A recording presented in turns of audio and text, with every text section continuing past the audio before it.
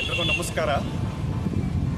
ನಾನು ಈ ದಿನ ಒಂದು ವಿಶೇಷವಾದ ಪ್ರದೇಶದಲ್ಲಿ ಪ್ರಥಮವಾಗಿ ಎಲ್ಲರಿಗೂ ಮಹಾವೀರ ಜಯಂತಿಯ ಶುಭಾಶಯಗಳು. ಯಾವುದಪ್ಪ ವಿಶೇಷವಾದ ಸ್ಥಳಕ್ಕೆ ಬಂದಿದ್ದಾರೆ ಇವರು ಅಂತ ಕೇಳಿದ್ರೆ, 2008 ಶ್ರೀ ಚಂದ್ರಪ್ರಭಾ ತೀರ್ಥಂಕರರ ಸಿದ್ಧಕ್ಷೇತ್ರ ಮಂದರಗಿರಿ ಬಂದಿದ್ದನಾಗಿ.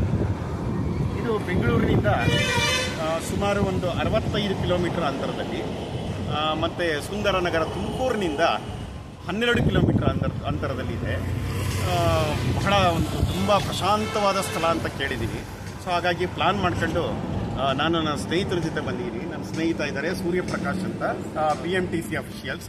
ಹಾಗೆಯೇ ಮಿಸ್ಟರ್ ರಾಘವೇಂದ್ರ ಅಂತ, ಅವರು ಸಹ BMTC ಅಫಿಷಿಯಲ್. ಮತ್ತು ಶ್ರೀನಾಥ್ ಅಂತ ನಮ್ಮ ಆತ್ಮೀಯ ಸ್ನೇಹಿತ. ಸೊ ನಾವು ಈಗ ಕಾಲ್ನಡಿಗೆಯಲ್ಲೇ ಹೋಗಬೇಕು ಅಂತ ಪ್ಲಾನ್ ಹಾಕಿದ್ದೀವಿ. ಯಾಕೆಂದರೆ ಕಾಲ್ನಡಿಗೆಗಿನ್ನ ನಟರಾಜ ಸರ್ವಿಸ್ ಅಂತಾರಲ್ಲ, ಇದಕ್ಕಿಂತ ಒಳ್ಳೆಯ ಸರ್ವಿಸು ಯಾವುದೂ ಇಲ್ಲ ಅಂತ.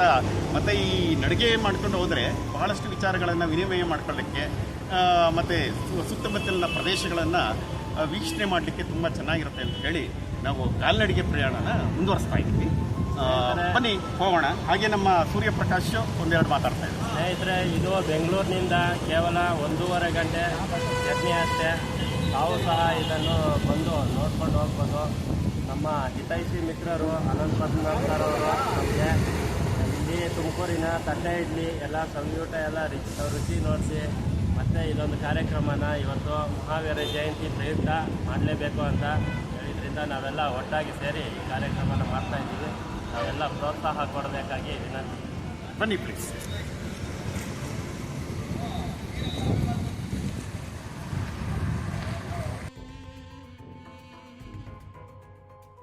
ಸ್ನೇಹಿತರೆ, ನಾವು ಕಾಲ್ನಡಿಗೆಯಲ್ಲಿ ಮಂದರಗಿರಿ ಪರ್ವತದ ತಪ್ಪಲಿಗೆ ಬಂದಿದ್ದೀವಿ.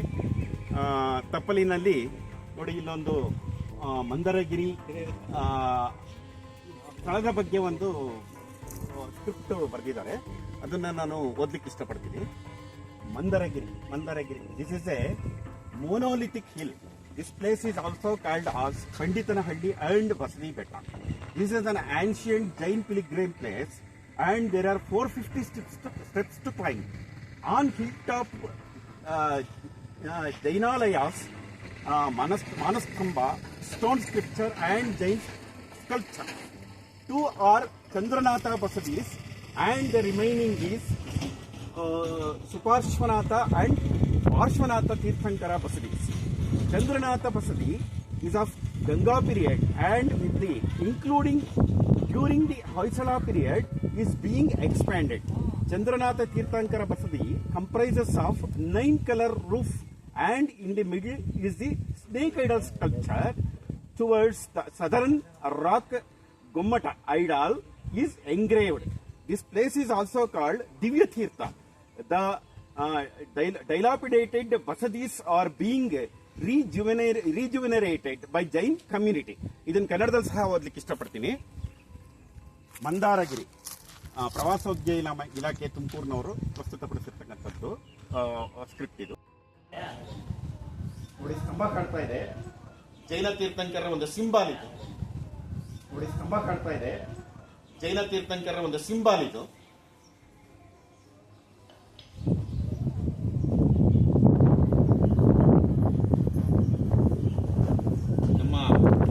ಸೂರ್ಯಪ್ರಕಾಶ್ ರವರು ಈ ಸ್ಥಳದ ಬಗ್ಗೆ ತಮಗೆ ತಿಳಿದಿರುವ ಮಾಹಿತಿಯನ್ನು ಹೇಳ್ತಾರೆ. ಸ್ನೇಹಿತರೆ, ಈ ದಿನ ನಾವು ಈ ಜೈನ ತೀರ್ಥಂಕರರಾದ ಈ ಮಹಾವೀರ ಜಯಂತಿ ಪ್ರಯುಕ್ತ ಇಲ್ಲಿ ಬಂದಿದ್ದೇವೆ. ಇದರ ಮಾಹಿತಿ ಅಷ್ಟೊಂದು ನಮಗೆ ಇದು ಮೊದಲನೇ ಸಾರಿ ಭೇಟಿ ಕೊಟ್ಟಿರೋದ್ರಿಂದ ಹೆಚ್ಚಿನ ಮಾಹಿತಿಯನ್ನು ನಮ್ಮ ಸಾರ್ ಅವರೇ ತಿಳಿಸ್ಬೇಕಂತ ಕೇಳ್ತಾ ಇದ್ದೀವಿ. ಖಂಡಿತ. ಜೈನರ ಒಂದು ಅವ್ರದ್ದು ಒಂದು ತತ್ವ ಏನಿದೆ ಅಂತಂದ್ರೆ, ಅಹಿಂಸಾ ಪರಮೋ ಧರ್ಮ ಅಂತ, ಯಾರನ್ನು ಹಿಂಸೆ ಮಾಡಬಾರ್ದು ಅಂತಕ್ಕಂಥದ್ದು. ಮತ್ತೆ ನಾವು ಈ ಕ್ಷೇತ್ರಕ್ಕೆ ಬಂದಿದೀವಲ್ಲ, ಕ್ಷೇತ್ರಕ್ಕೆ ಬರ್ಬೇಕಾದ್ರೆ ಏನೇನೋ ಒಂದು ಇವಿಲ್ ಥಾಟ್ಸ್ ಇದೆಯೋ, ಅಹಂಕಾರ, ಅಹಮ್ಮು, ಅವೆಲ್ಲ ಬಿಟ್ಟು ಬನ್ನಿ ಅಂತ ಇದು ಸಾರುತ್ತೆ. ಬಹುಶಃ ಈ ಸ್ತಂಭದ ಒಂದು ಸ್ಲೋಗನ್ ಅಂತ ನಾನು ಭಾವಿಸ್ತೀನಿ. ಇಲ್ಲೊಂದು ಕೆತ್ತನೆ ಇದೆ, ಅದು ಏನು ಅಂತ ನೋಡೋಣ.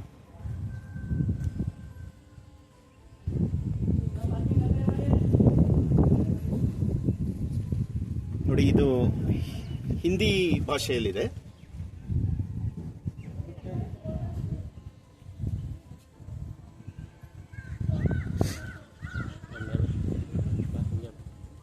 ಬನ್ನಿ ಒಂದು ಸುತ್ತು ಕಾಲ್ನಡಿಗೆಯಲ್ಲಿ ನಮ್ಮ ಪ್ರವಾಸವನ್ನ ತೋರಿಸ್ತಾ ಇದ್ದೀವಿ.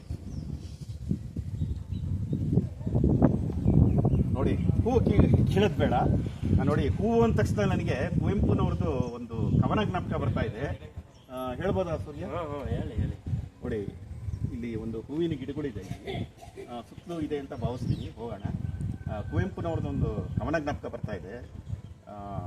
ಕೋಮಲ ಸುಮಗಳ ಕತ್ತನ್ನು ಕೊಯ್ದು ಕಗ್ಗಲ್ಲಿನ ಕಗ್ಗತ್ತಲೆಗೊಯ್ದು ಗುಡಿಯ ಕಲ್ಲಿಗೆ ಬಲಿ ಕೊಡದಿದ್ದರೆ ಆ ಪರಮಾತ್ಮಗೆ ತೃಪ್ತಿಯೇ ಇಲ್ಲೇನು, ಈ ಗಿಡದೊಳೆ ರಾರಾಜಿಸುತ್ತಿದ್ದರೆ ಶಿವಪೂಜೆಯು ಸಲ್ಲುವುದಿಲ್ಲೇನು ಅಂತ ಒಂದು ಕವನ ಮುಂದಕ್ಕಿದೆ. ಕೊನೆಗೆ ಹೇಳ್ತಾರೆ, ಬಿಡುವಲ್ಲಿರಲಿ ಆ ಹೂವು, ನೀ ಸೃಷ್ಟಿಸಲಾಗದ ಚೆಲುವಿಗೆ ನಿನ್ನಿಂದ ಏತಕ್ಕೆ ಸಾವು. ಎಂತಹ ಅದ್ಭುತವಾದ ಕವನ. ಹೂವು ನೋಡಿದಾಗೆಲ್ಲ ನನಗಿದು ಒಂದು ನೆನಪಿಗೆ ಬರುತ್ತೆ. ಮುಂದುವರಿ.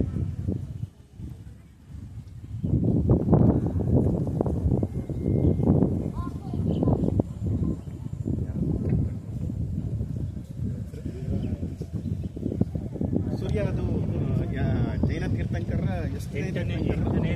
ಎಂಟನೇ ತೀರ್ಥಂಕರ.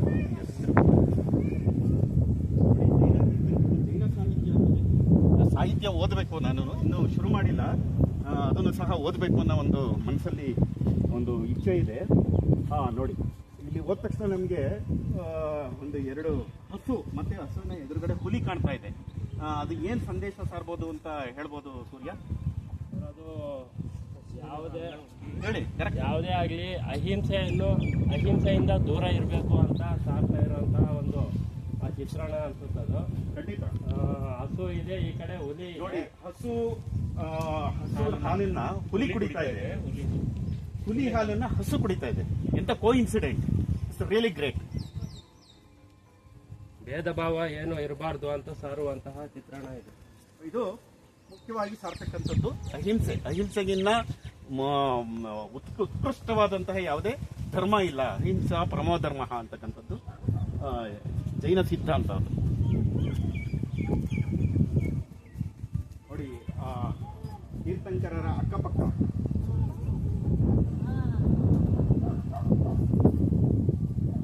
ಕೆತ್ತನೆ ನೋಡಿ, ಅದ್ಭುತವಾದ ಕೆತ್ತನೆ.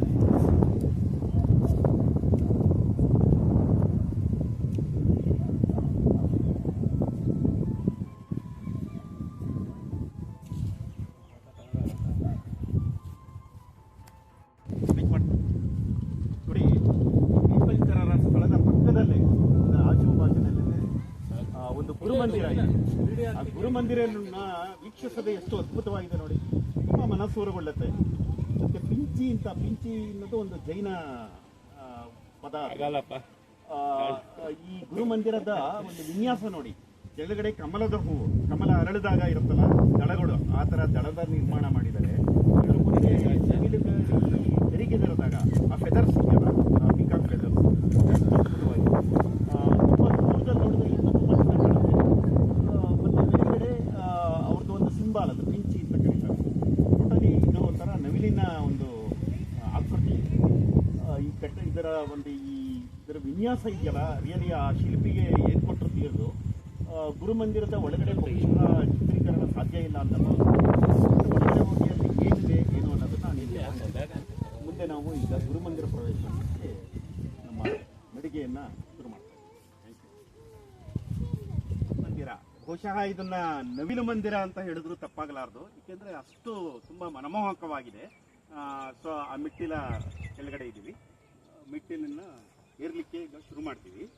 ಸರ್, ಈ ಬಿಸಿಲಿನಲ್ಲಿ ಹೆಂಗ್ ಸರ್ ನೀವು ಈ ವಯಸ್ಸಲ್ಲಿ ಈ ತರ ಕಾರ್ಯಕ್ರಮ ಮಾಡ್ತಾ ಇದ್ದೀರಿ? ಆಶ್ಚರ್ಯ ಆಗ್ತಾ ಇದೆ. ಏನ್ ಸೂರ್ಯ ಈ ತರ ಹೇಳ್ತೀರಾ? ರಾಜ್ಕುಮಾರ್ ಒಂದು ಹಾಡು ಜ್ಞಾಪಕ ಬಂತು ಇವಾಗ. ಸುಡು ಬಿಸಿಲು ಕೂಡ ಬೆಳದಿಂಗಳಂತೆ ಅಂತ. ಅಂದ್ರೆ ನಮ್ಗೆ ಇಷ್ಟವಾದಂತಹ ಇಂತಹ ಒಂದು ಪವಿತ್ರ ಕ್ಷೇತ್ರಗಳಿಗೆ, ಪವಿತ್ರ ಸ್ಥಳಕ್ಕೆ ಬಂದಾಗ ನಿಮ್ಗೆ ಎಂತ ಸುಡು ಬಿಸಿಲಿದ್ರೂ ಸಹ ತಂಪಿನ ಒಂದು ಮನೋಭಾವ ಉಂಟಾಗತ್ತೆ ಅಂತ ನನ್ನ ಬಹುಶಃ ನಿಮ್ಮ ಭಾವನೆನೂ ಅದಂತ. ಮನಸ್ಸಿನ ವೇಗದ ಮುಂದೆ ಬಿಸಿಲಿನ ವೇಗ ಏನೂ ಇಲ್ಲ. ವಂದನೆಗಳು. ಬನ್ನಿ ಶ್ರೀನಾಥ್. ನೋಡಿ, ಈ ಗುರುಮಂದಿರ ಅಥವಾ ನವಿಲ ಮಂದಿರ ಅಂತಾನೆ ನಾನು ಶಬ್ದ ಪ್ರಯೋಗ ಮಾಡ್ತೀನಿ. ಒಂದು ಉದ್ಯಾನವನದ ತರ ನಿರ್ಮಿಸಿದ್ದಾರೆ, ಚೆನ್ನಾಗಿದೆ. ಎಲ್ಲೂ ಸಹ ಒಂದು ಕಸ ಕಾಣ್ತಾ ಇಲ್ಲ. ಯಾವುದೇ ಒಂದು ಸಾಮಾನ್ಯ ಇಂಥ ಪ್ರವಾಸಿ ಕ್ಷೇತ್ರಗಳಿಗೆ ಬಂದಾಗ ಜನಗಳು ನೀರಿನ ಬಾಟ್ಲು ತಂದಿರ್ತಾರೆ, ತಿಂಡಿ ಪೊಟ್ಟಣಗಳು ತಂದಿರ್ತಾರೆ, ತಿಂತಾರೆ, ಎಲ್ಲಿಂದರಲ್ಲಿ ಎಷ್ಟು ಬಿಡ್ತಾರೆ. ಬಹುಶಃ ನಮ್ಮ ಜನಗಳು ತುಂಬಾ ಜಾಗೃತಿ ಇದೆ. ಹಾಗಾಗಿ ಪ್ರವಾಸಿಗರು ಯಾರು ಸಹ ಇಲ್ಲಿ ಯಾವುದೇ ಒಂದು ಕಸನ ಎಸೆದಿಲ್ಲ. ಕಸಕ್ಕೆ ನಿರ್ದಿಷ್ಟಪಡಿಸಿದ ಒಂದು ಸ್ಥಳಗಳಲ್ಲಿ ಡಸ್ಟ್ಬಿನ್ಗಳಲ್ಲಿ ಹಾಕ್ತಿದ್ದಾರೆ, ಅಥವಾ ಡಸ್ಟ್ಬಿನ್ ಲಭ್ಯ ಇಲ್ದಲೇ ಇದ್ರೆ ಬಹುಶಃ ತಮ್ಮ ಬ್ಯಾಗಲ್ಲಿ ಇಟ್ಕೊಂಡೋಗಿ ಮುಂದೆ ಕಸದ ಪೆಟ್ಟಿಗೆಗೆ ಹಾಕ್ತಾರೆ ಅಂತ ಕಾಣುತ್ತೆ. ಹಾಗಾಗಿ ಎಲ್ಲೂ ಒಂದು ಚೂರು ಕಸ ಕಾಣ್ತಾ ಇಲ್ಲ. Really hats off. ನೋಡಿ, ತಪ್ಪಲಿನಲ್ಲಿ ಈ ಮೆಟ್ಟಿಲ ಕೆಳಭಾಗದಲ್ಲಿದ್ದೀವಿ. ನವಿಲಿನ ಆಕಾರದ ವಿನ್ಯಾಸ ಎಷ್ಟು ಚೆನ್ನಾಗಿದೆ ನೋಡಿ. ಮತ್ತೆ ಆ ಕೆಳಗಡೆ ಬೇಸ್ ಇದೆಯಲ್ಲ, ಬೇಸು ಕಮಲದ ಹೂವು ಅರಳಿದಾಗ ಯಾವ ರೀತಿ ನಮಗೆ ಕಾಣುತ್ತೋ ಆ ರೀತಿ ಕಮಲದ ಹೂವಿದೆ. ಸೊ ಅದ್ರ ಸುತ್ತಲೂ ಒಮ್ಮೆ ಸುತ್ತಬಿಟ್ಟು ಆಮೇಲೆ ಮಂದಿರ ಪ್ರವೇಶ ಮಾಡಬೇಕು. ನೋಡಿ ಇಲ್ಲಿ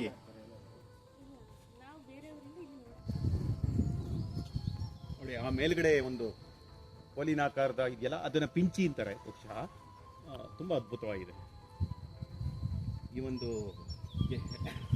ನಿರ್ಮಾಣಕ್ಕೆ, ಈ ಕಟ್ಟಡ ನಿರ್ಮಾಣಕ್ಕೆ, ಈ ಗುರುಮಂದಿರದ ಕಟ್ಟಡ ನಿರ್ಮಾಣದ ಶಿಲ್ಪಿ ಏನಿದ್ದಾರೆ, ಸೊ ಅವ್ರಿಗೆ ಒಂದು ಹ್ಯಾಟ್ಸ್ ಆಫ್ ಹೇಳಲೇಬೇಕು. ಮಾಹಿತಿಯನ್ನು ಸ್ವಲ್ಪ ಕೊಡಬೇಕಾಗಿತ್ತು.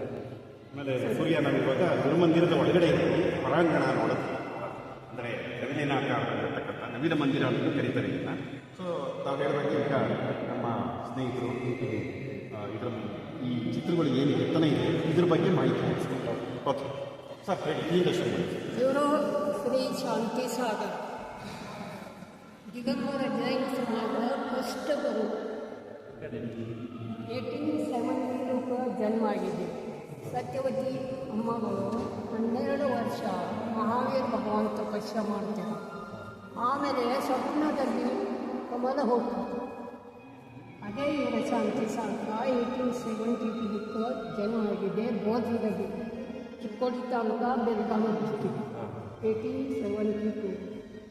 ಆಮೇಲೆ ಅಮ್ಮನೇ ಶಿಕ್ಷಣ ಕೊಟ್ಟವರು. 3ನೇ ಹೆಜ್ಜೆ ಹೋಗಿ ಅದು ಜೈನ ಸಂಸ್ಕೃತಿ ಶಿಕ್ಷಣ. 3ನೇ ಎತ್ತಿ ಶಿಕ್ಷಣ, ಅಷ್ಟೇ ಶಿಕ್ಷಣ. ಇಲ್ಲಿ ಚಿಕ್ಕ ವಯಸ್ಸದಲ್ಲಿ ಮದುವೆ ಆಗಿದ್ದೀವಿ, ಚಿಕ್ಕ ವಯಸ್ಸಲ್ಲಿ. ಆಮೇಲೆ ಸಂಸಾರ ಆಗಿದೆ. ಬಾಲ್ಯ ವಿವಾಹ, ಬಾಲ್ಯ ವಿವಾಹದಾಗ ಮದುವೆ ಆಗಿತ್ತ. ಆದರೆ ಸಂಸಾರ ಆಗಿಲ್ಲ. ಹಾಗೆ ಯಾವತ್ತು ಅದು ದೊಡ್ಡವಾಯಿತು ಆವತ್ತು ಹುಡುಗ ದೀಕ್ಷೆ ತಗೊಂಡು.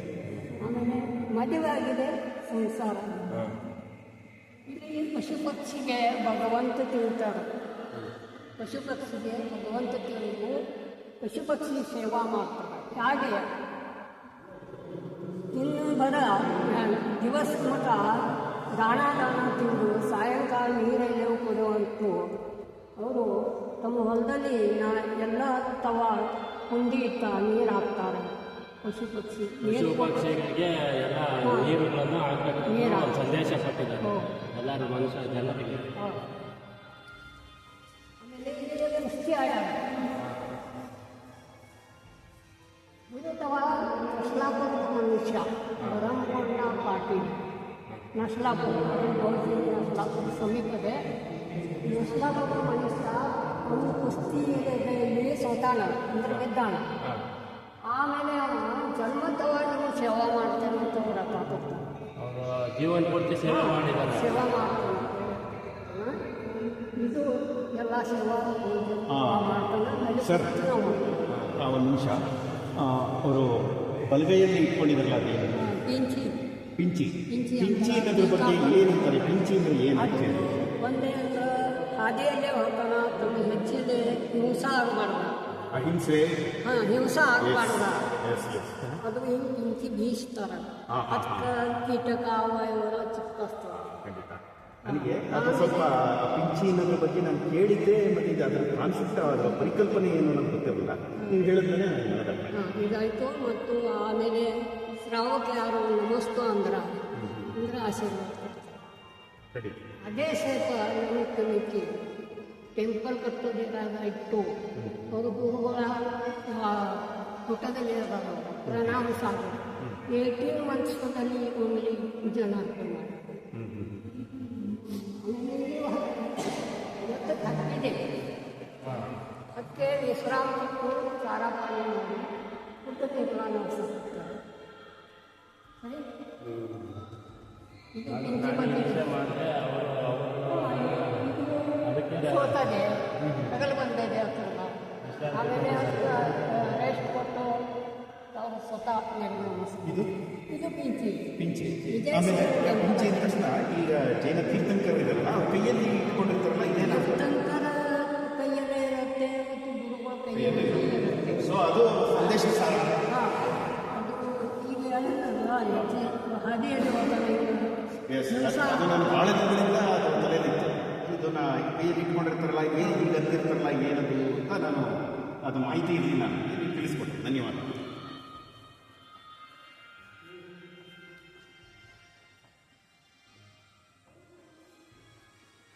ಸೊ ಈ ವಿಗ್ರಹದ ಬಗ್ಗೆ ಇದು ಸ್ಟ್ರಾಚು ಶ್ರೀ ಶಾಂತಿ ಸಾಗರ. ಹಾಂ, ಇದು ಬೌದ್ಧರ ಭೇಟ್ ಕೊಟ್ಟಾರೆ. ಅವ್ರು ಹುಟ್ಟುವರ ಹಾಂ, ಭೇಟ್ ಕೊಟ್ಟಾರೆ.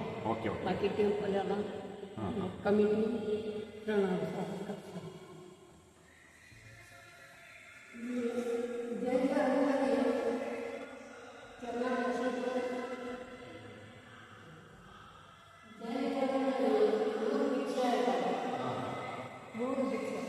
ಓಕೆ. ಒಂದು ಚಂದಕ, ಒಂದು ಕೈಲಕ, ಒಂದು ಏನಂದ್ರೆ ಚಂದಕ ದೀಕ್ಷೆ ಅಂದ್ರೆ ಪ್ರಥಮ ದೀಕ್ಷೆ ಆಯಿತು, ಬ್ರಹ್ಮಚಾರಿ ದೀಕ್ಷೆ ಆಯಿತು. ಆಮೇಲೆ ಅದನ್ನು ದೂಸರಾ ಸ್ಟೇಟ್ ಐಲಕ ದೀಕ್ಷೆ ಬರುತ್ತೆ. ಅದು ಐಲಕ ಅಂದರೆ ಬಟ್ಟೆ ಮಂಟೋತಾವ ನಮಗೆ ಅಷ್ಟು ನಿರ್ಮಾಣ. ನಿರ್ಮಾಣ ಇಲ್ಲ, ಇದು ನಿರ್ಮಾಣ. ಇದೇ 1940 ಪುತ್ತೂರು ಕೊಲ್ಲಾಪುರದಲ್ಲಿ ಮೊದಲನೇ ದೀಕ್ಷಾ ಚುಲ ದೀಕ್ಷಾ ಕೊಲ್ಲಾಪುರ ಅಂದರೆ ಮಹಾರಾಷ್ಟ್ರ. ಮಹಾರಾಷ್ಟ್ರ ಬೇರೆ ರೀತಿ ಮಾಡೋದು ಫಸ್ಟ್ ದೀಕ್ಷಾ ಕೊಟ್ಟಿದೆ. ಆಮೇಲೆ 1916 ಕಾಶಿನಾಥ್ ಟೋಪ್ ಹೋಗ್ತಾರೆ, 5ನೇ ಟೋಪ್ ಕಾಶಿನಾಥ್ ದರ್ಶನ ತೊಗೊಂಡು ಹೊಳ್ಳಿ ಬರುವಾಗ ಗಾಳಿಗೆ ಬಟ್ಟೆ ಹಾಕಿರ್ತಾರೆ. ಇದು 1916 ಸ್ವಯಂ ದೀಕ್ಷಾ. ಆಮೇಲೆ ಇದು ಎರಡನೇ ಹುಕ್ಕೇರಿ ತಾಲೂಕು ಬೆಳಗಾವಿ ಡಿಸ್ಟ್ರಿಕ್ಟ್. ಹಾಂ, 1920 ಓಕೆ. ಮುನಿ ದೀಕ್ಷಾ ಅವರ ದೇವೇಂದ್ರ ಪ್ರೀತಿ ಮಹಾರಾಜ ಕೊಟ್ಟ. ಇದು ಸರ್ಟಿಫಿಕೇಟ್. ವರ್ಲ್ಡ್ ರೆಕಾರ್ಡ್ ಆಗಿದೆ. Okay, world record. ಓದೋಣ. ಇದು unique Jain temple structure. Maharshi Pranam Sagar ji and Acharya Shanti Sagar Guru Mandir Samiti, 12,400 square feet, 1 acre. It was completed in 18 months by using RCC cement and steel at Mandaragiri, Tumkur district, Karnataka. Yes. So, ಇದು ತುಂಬ world record ಆಗಿದೆ ಈ construction ಇದೆಯಲ್ಲ. So it is world record. ಅಂದರೆ ವರ್ಲ್ಡ್ದಾಗ ಈ ಶೇಪದ temple ಇಲ್ಲ ನೋಡಿ ಹೇಳಿ, ವರ್ಲ್ಡಲ್ಲೇ ಈ ಥರ ಶೇಪು ಟೆಂಪಲ್ ಇಲ್ಲ. ಅಷ್ಟು ಅದ್ಭುತವಾದ ಟೆಂಪಲ್. ಬಹುಶಃ ಇದು ಯಾರು ನೋಡೋದು ಅವ್ರು ಖಂಡಿತ ಬಂದು ನೋಡಲೇಬೇಕಾದಂತಹ ಅದ್ಭುತವಾದ ಸ್ಥಳ. ನಿಮಗೆ ತುಂಬ ವಿವರವಾಗಿ ತಿಳಿಸ್ಕೊಡ್ಬೇಕು. ಇದಕ್ಕೆ ತಪಸ್ಸು ಮಾಡ್ತಾರೆ. ತಪಸ್ಸು ಮಾಡುವಾಗ ಸ್ವಲ್ಪ ಮೇಲೆ ಓಡಾಡ್ತಾವೆ. ಹೇಳಿ ಒಂದ್ಸರಿ ಹೇಳಿ. ತಪಸ್ಸ ಮಾಡ್ತಾರೆ. ತಪಸ್ಸ ಕೂತ ಮೇಲೆ ಸ್ವಲ್ಪ ಏನೇನು ಓಡಾಡ್ತಾವೆ. ಅದೇ ತಪಸ್ಸ ಹಂಗಾಗುತ್ತೆ. ಅದು ನೋಡ್ಕೊಂಡ ಸೋತು ಸಾಂಗವಾಗಿ ಬಿಡ್ತಾವೆ. ಅಂದರೆ ಇದು ದೂಸರ ಪಶು ಯಾವುದೇ ಪಶು ಬಂದರೂ ತಪಾಸ್ ಎರಡು ಅಲ್ಲ ಹಾವು ಸುತ್ತಿ ಕಡಿತಾ ಹೋಗುತ್ತೆ. ಅದು 2 ಗಂಟೆ ಸಾವಿರ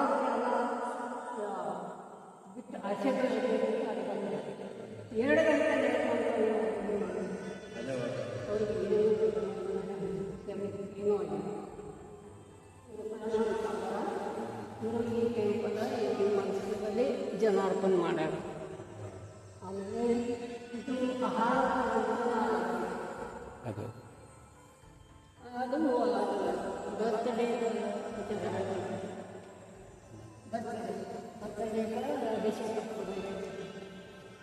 ಆಹಾರ ವಂಚನೆ ಮಾಡ್ತಾರೆ ಹೆಣ್ಮಕ್ಳು. ಗುರುಗಳು ಆಹಾರ ತೋರಿ ಅಂತ. ಆಮೇಲೆ ಈ ಪದ್ಧತಿಯಲ್ಲಿ ಆಹಾರ ಈ ಪದ್ಧತಿನ ಅದರ ವಿಶೇಷತೆ ಈ ಪದ್ಧತಿಯಲ್ಲಿ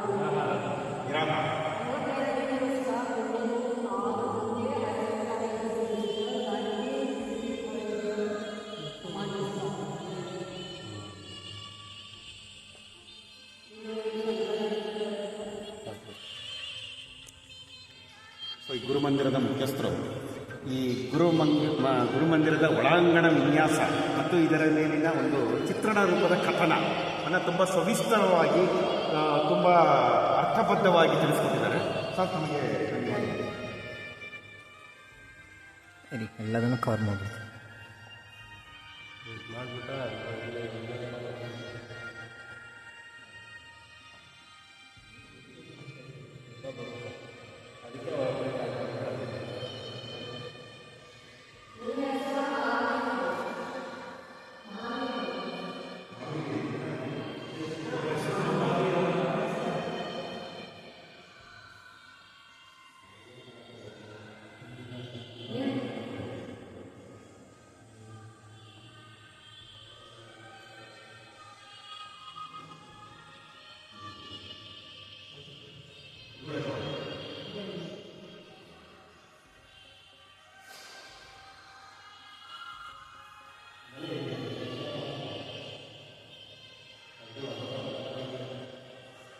ನೋಡಿ, ಇವಾಗ ಮಂದರಗಿರಿ ಬೆಟ್ಟದ ತಪ್ಪಲಿಗೆ ಬಂದಿದ್ದೀವಿ. ನಾನು ಆಗಲೇ ಪ್ರವೇಶ ದ್ವಾರದಲ್ಲಿ ಹೇಳಿದಾಗೆ ಇದು ಮಂದರಗಿರಿ ಅಂತ ಇದರ ಹೆಸರ ಅಧಿಕೃತವಾಗಿ ನಮೂದಾಗಿರೋದು. ಆದರೆ ಜನಜನಿತವಾಗಿರೋದು ಮಂದಾರಗಿರಿ ಅಂತ. ಮಂದಾರಗಿರಿ ಅನ್ನೋ ಹೆಸರು ಎಷ್ಟು ಸೊಗಸಾಗಿದೆ ನೋಡಿ. ಬಹುಶಃ ನಾವೆಲ್ಲರೂ ಸಹ ಮಂದಾರ ಪುಷ್ಪ ಅನ್ನೋದನ್ನ ಕೇಳಿರ್ತೀವಿ. ಈ ನಮ್ಮೂರ ಮಂದಾರ ಹೂವೆ ಅಂತ ಒಂದು ಸಿನಿಮಾ ಇದೆ. ಆಮೇಲೆ ಇನ್ನೊಂದು ಯಾವುದೋ ಆಲೆಮನೆ ಗಿರೀಶ್ ಕನ್ನಡ ಸುರೇಶ್ ಬ್ಲೀಕರ್ ಮಾಡಿರೋದು. ಅದರಲ್ಲಿ ಒಂದು ಹಾಡು ಬರುತ್ತಲ್ಲ, ಯಾವ್ದದು? ನಮ್ಮೂರ ಮಂದಾರ ಹೂವೆ, ನನ್ನೊಲಿಮೆಯ ಬಾಂದಳದ ಚೆಲುವೆ. ಓಕೆ. ಆಮೇಲೆ ರಂಗನಾಯಕಿನ ಒಂದು ಬರುತ್ತೆ, ಮಂದಾರ ಪುಷ್ಪವು ನೀನು. ಮಂದಾರ ಪುಷ್ಪಕ್ಕೆ ತನ್ನದೇ ಆದಂತ ಒಂದು. ಹೀಗಾಗಿ ಮಂದಾರ ಅನ್ನೋ ಹೆಸರಿಗೆ ತನ್ನದೇ ಆದ ಒಂದು ವಿಶಿಷ್ಟವಾದ ಸ್ಥಾನ ಇದೆ. ಹಾಗಾಗಿ ಇದು ಮಂದಾರಗಿರಿ ಬಗ್ಗೆ ಹೇಳೋದಕ್ಕೆ ಮುಂಚೆ ಈ ಮಂದರ ಅನ್ನೋದ್ರ ಬಗ್ಗೆ, ಮಂದರ ಅಂದ್ರೆ ಏನು ಅಂತ ನಾನು ಶಬ್ದಕೋಶ ತೆಗೆದು ನೋಡಿದೆ. ಮಂದರ ಅಂದ್ರೆ ನಿಶ್ಚಲವಾದ, ದೃಢವಾದ, ಮತ್ತೆ ಸ್ವರ್ಗದಂತಹ ಅಂತ ಅರ್ಥ ಇದೆ. ಆಮೇಲೆ ಇನ್ನೊಂದೇನಪ್ಪಾ ಅಂತಂದ್ರೆ ಈ ಮಂದಾರಗಿರಿ ಸ್ಲಾಶ್ ಅಲಿಯಾಸ್ ಮಂದಾರಗಿರಿ ಅಂತ ಹೇಳ್ಬೋದು. ಮಂದಾರಗಿರಿಗೂ ಮಂದಾರಗಿರಿಗೆ ಏನ್ ವ್ಯತ್ಯಾಸ? ಬಹುಶಃ ಏನು ವ್ಯತ್ಯಾಸ ಇಲ್ಲ, ನಮ್ಮ ಉಚ್ಚಾರಣೆ ಅಷ್ಟೇ. ನಾನು ನಿಮ್ಗೆ ಈ ತರ ಹೇಳಿದಾಗೆ ಮಂದರ ಅಂದ್ರೆ ನಿಶ್ಚಲವಾದ, ದೃಢವಾದ, ಸ್ವರ್ಗದಂತಹ ಅಂತ. ಇದು ಯಾಕೆ ಈ ಪದ ಬಂದಿರ್ಬೋದು ಅಂತಂದ್ರೆ, ಮಹಾರಾಷ್ಟ್ರ ರಾಜ್ಯದ ಬಂಕಾ ಜಿಲ್ಲೆ ಅಂತಿದೆ. ಬಂಕಾ ಜಿಲ್ಲೆನಲ್ಲಿ ಮಂದಾರಗಿರಿ ಅಂತಿದೆ. ಅಲ್ಲಿನ ಮಂದಾರಗಿರಿ ಇದರಲ್ಲೂ ಸಹ ಜೈನ ದೇವಾಲಯ, ಜೈನ ತೀರ್ಥಂಕರರ ದೇವಾಲಯ ಮತ್ತು ಹಿಂದೂ ದೇವಾಲಯಗಳು ಸಹ ಇದೆ. ಬಹುಶಃ ಅದಕ್ಕೂ ಇದಕ್ಕೂ ಹೋಲಿಕೆ ಇರ್ಬೋದೇನೋ ಅಂತ ನನಗನ್ನಿಸ್ತಾ ಇದೆ. ಆಮೇಲೆ ಇನ್ನೊಂದು ಏನಪ್ಪಾ ಅಂದ್ರೆ, ನಮ್ಮ ಇಂಡಿಯನ್ ಮೈಥಾಲಜಿ, ಹಿಂದೂ ಪೌರಾಣಿಕದಲ್ಲಿ ಒಂದು ಇವೆಂಟ್, ಒಂದು ಇದು ಬರುತ್ತೆ, ಒಂದು ಕತೆ ಬರುತ್ತೆ. ಏನಪ್ಪಾ ಅಂತಂದ್ರೆ, ಅಸುರರು ಅಂದ್ರೆ ರಾಕ್ಷಸರು ಮತ್ತು ದೇವತೆಗಳು ಆಗಿನ ಕಾಲದಲ್ಲೇ ಅಮೃತ ಅಂದ್ರೆ ದುರಾಸೆ. ಅಸುರರಿಗೆ ಸುರರಿಗೆ ದುರಾಸೆ ಜಾಸ್ತಿ, ಅಮೃತ ಕುಡಿಬೇಕು ಅಂತ. ಅಮೃತ ದಾಸೆಗೆ ಏನು ಅಂತಂದ್ರೆ ಸಮುದ್ರ ಮಂಥನ ಮಾಡಬೇಕು. ಆ ಸಮುದ್ರ ಮಂಥನಕ್ಕೆ ಒಂದು ಕಡೆ ಸುರರು, ಇನ್ನೊಂದು ಕಡೆ ಅಸುರರು ಕಡಿಯೋದು. ಅದಕ್ಕೆ ಯಾವುದು ಸೂಕ್ತವಾದ ಒಂದು ಕಡಿಯೋದು ಕೋಲ್ ಬೇಕಲ್ಲ, ಕೋಲಿಯ ಯಾವುದು ಸೂಕ್ತವಾದ್ದು ಅಂತ ಬಂದಾಗ ಆ ಬಂಕಾ ಜಿಲ್ಲೆಯಲ್ಲಿ ಇರ್ತಕ್ಕಂಥ ಮಂದಾರ ಪರ್ವತ, ಅದು ಸಹ ಏಕಶಿಲೆ ಬೆಟ್ಟ ನೋಡಿ ಹೆಂಗ್ ಹೋಲಿಕೆ ಇದೆ. ಅಲ್ಲೂ ಜೈನ ತೀರ್ಥಂಕರರ ಬಸದಿಗಳಿದೆ. ಅದು ಸೂಕ್ತವಾದ ಒಂದು ಕೋಲು ಅಂತ ನಿರ್ಧಾರಕ್ಕೆ ಬಂದು ಮಂದಾರ ಗಿರಿಯನ್ನ ಕಡಗೋಲಾಗಿ ಬಳಸ್ತಾರೆ. ಆಮೇಲೆ ಪರಮೇಶ್ವರ ತನ್ನ ಸರ್ಪ ಇದೆಯಲ್ಲ, ವಾಸುಕಿನ ಅರ್ಪಣೆ ಮಾಡ್ತಾನೆ ಹಗ್ಗವಾಗಿ. ಕಡಿಲಿಕ್ಕೆ ಹಗ್ಗ ಬೇಕಲ್ಲ, ಹಗ್ಗವಾಗಿ ಅರ್ಪಣೆ ಮಾಡ್ತಾರೆ. ಒಂದು ಕಡೆ ಸುರರು, ಇನ್ನೊಂದು ಅಸುರರು ಮಂದಾರ ಪರ್ವತನ ಕಡಗೋಲಾಗಿ ಬಳಸಿ ಮತನ ಮಾಡ್ತಾರೆ, ಅಂದ್ರೆ ಕಡಿತಾರೆ. ಹಾಗಾಗಿ ತುಂಬಾ ಪವಿತ್ರವಾದ್ದು ಅದು ಮಂದಾರಗಿರಿಯಲ್ಲಿ. ಮಂದಾರ ಹೆಸರಿಗೋಸ್ಕರ ಇಷ್ಟೆಲ್ಲ ನಾನು ತಿಳ್ಕೊಂಡೆ. ನೋಡಿ ನೋಡಿ ಮಂದಾರಗಿರಿ ಅಂತ ಅಚ್ಚ ಕನ್ನಡದಲ್ಲಿ ಸ್ಪಷ್ಟವಾಗಿ ಬರೆದಿದ್ದಾರೆ. ನಾವು ಮಂದಾರ ಅಂತಾನೆ ಬಳಸೋಣ ಉಚ್ಚಾರಣೆನ. ಪರ್ವತದ ಬಳಿಕೆ ನೋಡಿ, ಇಲ್ಲಿ ಪರ್ವತದಲ್ಲಿ ಮೆಟ್ಟಲುಗಳನ್ನು ತುಂಬಾ ಚೆನ್ನಾಗಿ ಕೆತ್ತನೆ ಮಾಡಿದ್ದಾರೆ. ಹತ್ತಲಿಕ್ಕೆ ಬಹುಶಃ 450 ಮೆಟ್ಟಲುಗಳಿದೆ. ಆಯಾಸ ಅಂತ ನಾವು ಭಾವಿಸಬಾರ್ದು. ಆಗಲೇ ಹೇಳಿದಂಗೆ ಕಡುಬಿಸಿಲೊಂದು ಇದು ಇಷ್ಟ ಆಗಿರೋದ್ರಿಂದ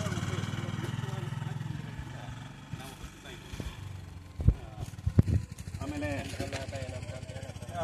ಯಾವುದು ನೋಡಿ, ಇಲ್ಲಿ ಶ್ರೀ ಚಂದ್ರನಾಥ ನಮಃ ದ್ವಾರ ಅಂತ ಬರ್ತಿದ್ದಾರೆ. ಅಂದರೆ ಈ ರೂಟಲ್ಲಿ 4 ವೀಲರ್ಸಲ್ಲಿ ಕಾರು ಮತ್ತು ಈ ಕಡೆ 4 ಚಕ್ರ ವಾಹನಗಳಲ್ಲಿ ಬೆಟ್ಟದ ತುದಿ ತಲುಪಲಿಕ್ಕೆ ಅವಕಾಶ ಒದಗಿಸಿದ್ದಾರೆ. ಈ ಕಡೆ ಇದು ತುಂಬ ಸುಂದರವಾಗಿದೆ. ಅಕ್ಕಪಕ್ಕ ದೃಶ್ಯಗಳು ಅಂತ ಕೇಳಿದ್ದೀವಿ. ಅದು ಇಲ್ಲಿ ಈಗ ಬೆಟ್ಟ ಹತ್ತುತ್ತಾ ಇರೋದ್ರಿಂದ ನಾವು ಆ ಕಡೆ ಹೋಗಲ್ಲ.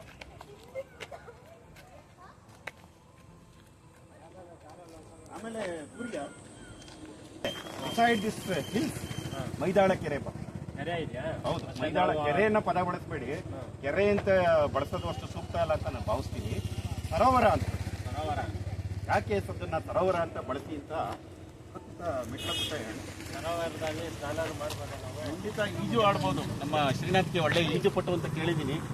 ಅವ್ರಿಗೆ ಒಂದು ಅನುಮತಿ ಸಿಕ್ಕಿದ್ರೆ ನಮ್ಮ ಕಡೆಯಿಂದ ಮತ್ತು ಸಾರ್ವಜನಿಕರ ಕಡೆಯಿಂದ ನಾವು ಒಂದು 2 ರೂಟು ಈಜಾಡ್ ಬರಲಿ.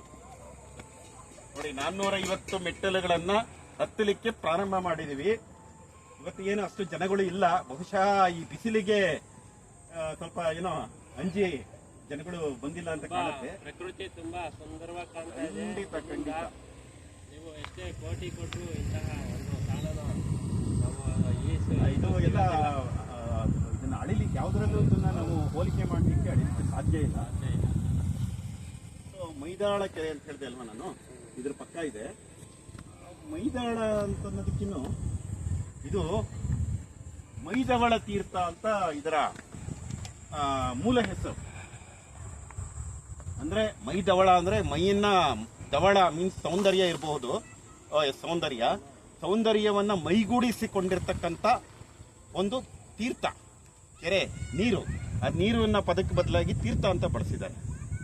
ಆಮೇಲೆ ನನಗೆ ತಿಳಿದಿರೋ ಮಾಹಿತಿ ಪ್ರಕಾರ ಈ ಸರೋವರ, ಈ ಸರೋವರದ ಒಂದು ನೀರನ್ನ ತೀರ್ಥವನ್ನ ತುಮಕೂರು ನಗರಕ್ಕೆ 1903ರಿಂದ ಸರಿಸುಮಾರು 1 ಶತಕಗಳ ಕಾಲ, ಅಂದ್ರೆ ಹೇಮಾವತಿ ನೀರು ತುಮಕೂರು ಜಿಲ್ಲೆ ಪ್ರವೇಶ ಆಗುವ ತನಕ 2014 ಅವಧಿ ಅಂತ ಕಾಣುತ್ತೆ.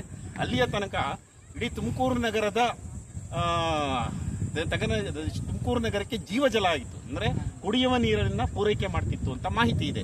ನಗರ ಪಾಲಿಕೆ ಲಭ್ಯ ಇರೋ ಮಾಹಿತಿ ಪ್ರಕಾರ, ತುಮಕೂರು ನಗರ ಪಾಲಿಕೆನಲ್ಲಿ ಇರುವ ಮಾಹಿತಿ ಪ್ರಕಾರ ಈ ಕೆರೆ ಸರಿಸುಮಾರು 12 ಅಥವಾ 14ನೇ ಶತಮಾನದಲ್ಲಿ ಒಂದು ನಿಖರವಾಗಿ ಇಲ್ಲ, 12 ಅಥವಾ 14 ಅಂತ ಉಲ್ಲೇಖ ಇದೆ, ನಿರ್ಮಾಣ ಆಗಿರಬಹುದು ಅಂತ ಹೇಳ್ತಾರೆ. ಮತ್ತೆ ಇದು ನೈಸರ್ಗಿಕ ಸರೋವರ. ಇದು ನಿಸರ್ಗ ನಿರ್ಮಿತ ಅಂತಾನೆ ಹೇಳ್ಬೋದು, ಯಾರು ನಿರ್ಮಿಸಿಲ್ಲ ಅಂತ ಹೇಳ್ಬೋದು. ಅದು ಹೇಗಿದೆ ಅಂತ ಅಲ್ಲಿ ಹೋದಾಗ ನಾವು ನಿಖರವಾಗಿ ಗೊತ್ತಾಗುತ್ತೆ. ನೋಡಿ, ಆ ಸುತ್ತಲಿನ ವ್ಯೂ ನೋಡಿ, ಚಿಕ್ಕ ಪುಟ್ಟ ಬೆಟ್ಟ ನೋಡಿ. ನಾವು ಈಗ ಮಂದಾರ ಪರ್ವತದ ಹಾಫ್ ವೇಗ್ ಬಂದಿದ್ದೀವಿ. ಬಹುಶಃ ಒಂದು 250 ಮೆಟ್ಲು ಹತ್ತಿದೀವಾ? ಓಕೆ, ಇನ್ನೂ ಅರ್ಧ 200 ಮೆಟ್ಲು ಹತ್ತೋದು ಬಾಕಿ ಇದೆ. ನೀವು ಕೊಟ್ಟಿದ್ದೀರಲ್ಲ ಬಾಟ್ಲು ಕೈಗೆ, ಬಾಟ್ಲು ಅಂದ್ರೆ ತಪ್ಪರ್ಥ ಮಾಡ್ಕೋಬೇಡಿ. ನೋಡಿ, ನಮ್ಮ ಸೂರ್ಯವರು ಮುಂಜಾಗರೂಕತೆ ಕ್ರಮವಾಗಿ ಮನೆಯಿಂದಲೇ ಬೆಳಗ್ಗೆ ಎದ್ದು ಮಜ್ಜಿಗೆ ಮಾಡಿಕೊಂಡು ಮತ್ತೆ ಈ ತಂಪಾದ ನಿಂಬೆಹಣ್ಣಿನ ಜ್ಯೂಸ್ ಮಾಡ್ಕೊಂಡು ತಂದಿದ್ದಾರೆ. ಸೊ ಹೀಗಾಗಿ ಸ್ವಲ್ಪ ದಣಿವು ಆರಿಸ್ಕೊಳ್ತಕ್ಕಂಥ ಒಂದು ಡಿಸಿಷನ್ ಅಂದರೆ ಒಂದು ವಿಶ್ರಾಂತಿ. ಈಗ ನಾನು ನಿಂಬೆಹಣ್ಣು ಜ್ಯೂಸ್ ಕುಡಿತಾ ಇದ್ದೀನಿ. ಸರ್ ಹೆಂಗಿದೆ? ಹೊಟ್ಟೆ ತಣ್ಣಗಿಲ್ಲ, ಆಯಾಸ ಪರಿಹಾರ ಆಯಿತು. ನೋಡಿ, ನಿಂಬೆಹಣ್ಣಲ್ಲಿ ಎಷ್ಟು ಸತ್ವ ಇದೆ. ಎಂಥ ದಣಿವಿದ್ರೂ ಸಹ ಕ್ಷಣ ಮಾತ್ರದಲ್ಲಿ ಇಂಥ ಬಿಸಿಲಲ್ಲೂ ಸಹ ಒಂದು ತಂಪಾದ ವಾತಾವರಣ ಸೃಷ್ಟಿಯಾಗುತ್ತೆ. ಮಿಸ್ಟರ್ ಶ್ರೀನಾಥ್, ಸೈಡ್ ವ್ಯೂ ತಗೊಳ್ಳಿ, ತುಂಬ ಚೆನ್ನಾಗಿ ಕಾಣುತ್ತೆ ಇಲ್ಲಿಂದ. ಇದು ಪಕ್ಷಿ ನೋಟ ತಗೊಳ್ಳಿ, ಬರ್ಡ್ ವ್ಯೂ. ಹುಷಾರು, ತುಂಬ ಇಳಿಜಾರಾಗಿದೆ ಇದು. ಇಲ್ಲ, ಅವ್ರು ಸ್ಟ್ರಾಂಗ್ ಇದ್ದಾರೆ. ಅವರೆಲ್ಲ ಈಜಪಟ್ಟು ಸಹ ಬಹುಶಃ ಅವರಿಗೆ ತುಂಬ ಹುಷಾರಾಗಿ ಈಜಾಡಲಿಕ್ಕೆ ನಾವು ಕೂಡ ಅನುಮತಿಸಿದ್ವಿ. ಮೈದಾಳಕ್ಕೆ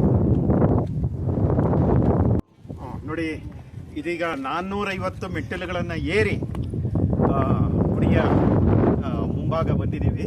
ಬಸದಿಯ ಮುಂಭಾಗ ಬಂದಿದ್ದೀವಿ. ಈ ಮೇಲ್ಗಡೆ ಬಸದಿ 4 ಬಸದಿಗಳಿದೆ, 4 ಜೈನ ಬಸದಿಗಳಿದೆ ಅಂತ ತಿಳಿದು ಬಂದಿದೆ. ಬಹುಶಃ ಇದು ಸಹ 12-14ನೇ ಶತಮಾನದಲ್ಲಿ ನಿರ್ಮಾಣ ಆಗಿರ್ತಕ್ಕಂಥ ಉಲ್ಲೇಖ ಇದೆ. ಬಸದಿ ಅಂತಂದ್ರೆ ಏನು? ಬಸದಿ ಅಂತಂದ್ರೆ ತಂಗುವ ಸ್ಥಳ, ವಿಶ್ರಾಂತಿ ಸ್ಥಳ ಅಂತ ಅರ್ಥ. ಅದು ಅಂದರೆ ಜೈನ ಮುನಿಗಳು ತೀರ್ಥಂಕರ ತಮ್ಮ ತೀರ್ಥಯಾತ್ರೆಗಳನ್ನು ಮುಗಿಸಿ ಇಲ್ಲಿಗೆ ಬಂದಾಗ ಅವರು ಉಳಿದುಕೊಳ್ಳಲಿಕ್ಕೆ, ವಿಶ್ರಾಂತಿ ಪಡೆಯಲಿಕ್ಕೆ ನಿರ್ಮಿಸಲ್ಪಟ್ಟಂಥ ವಿಶ್ರಾಂತಿ ಗೃಹ ಅಂತಲೇ ಹೇಳ್ಬೋದು. 4 ಬಸದಿಗಳಿದೆ. 2 ಬಸದಿ 12ನೇ ಶತಮಾನ, ಇನ್ನೆರಡು ಬಸದಿ 14ನೇ ಶತಮಾನದಲ್ಲಿ ನಿರ್ಮಾಣ. ನೋಡೋಣ, ಈಗ ಒಳಗಡೆ ಹೋಗ್ತಾ ಇದ್ದೀವಿ. ಒಳಗಡೆ ಹೋಗಿ ಇಲ್ಲಿನ ಈ ಪವಿತ್ರ ಸ್ಥಳದ ಪರಿಚಯವನ್ನ ಇಲ್ಲಿನ ಪರಿಣಿತರಿಂದ ಒಂದು ಪ್ರಯತ್ನ ನಾನು ಮಾಡ್ತೀನಿ.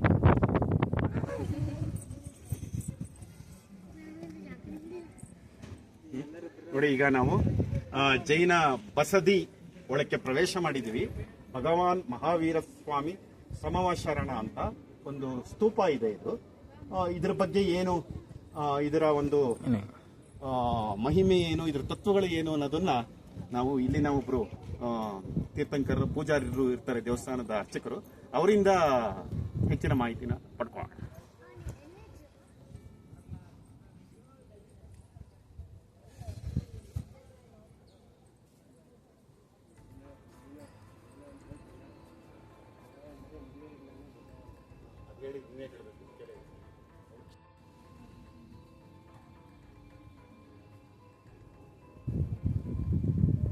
ಜೈನ ತೀರ್ಥಂಕರರು ಕೈಯಲ್ಲಿ ಪಿಂಚಿ ಇಟ್ಕೊಂಡಿದ್ದಾರೆ. ಪಿಂಚಿ ಅಂದ್ರೆ ಆಗ್ಲೇ ಹೇಳಿದಾಗೆ ಅಹಿಂಸೆಯನ್ನ ಸಾರುವಂತಹ ಒಂದು ಸಿಂಬಾಲ್.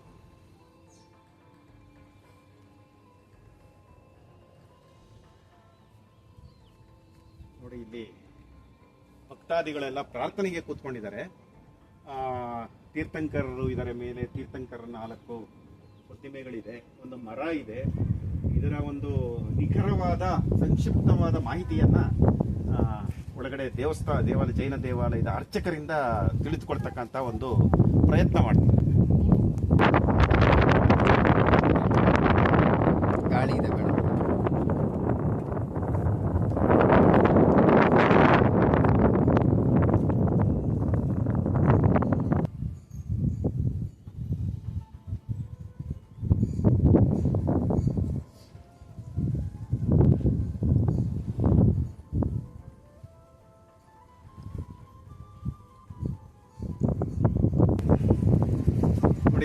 ಮತ್ತೆ ಇನ್ನೊಂದು ಜೈನ ಸ್ತಂಭ ಇದೆ.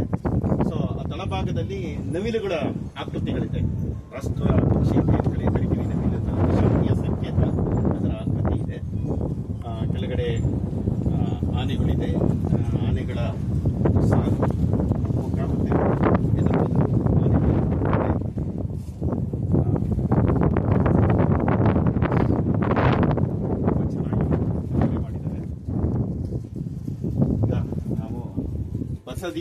ಬಸದಿ 4 ಬಸದಿ ಇದೆ ಅಂತ ಹೇಳಿದ್ರೆ ಏನಿದೆ, ಒಂದು 12ನೇ ಶತಮಾನದ್ದು, ಇನ್ನೆರಡು ಬಸದಿಗಳು 14ನೇ ಶತಮಾನದ ಒಂದು ಉಲ್ಲೇಖ ಇದೆ, ಒಂದು ಶಾಸನ ಇದೆ.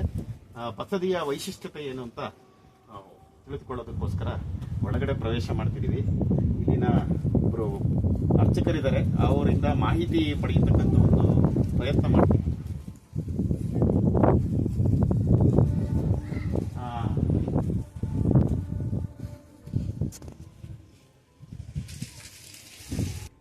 ಹತ್ರಕ್ಕೆ ಹೋಗ್ಬೇಕಷ್ಟೇ. ಬನ್ನಿ ಮುಂದೆ ಹೋಗೋಣ.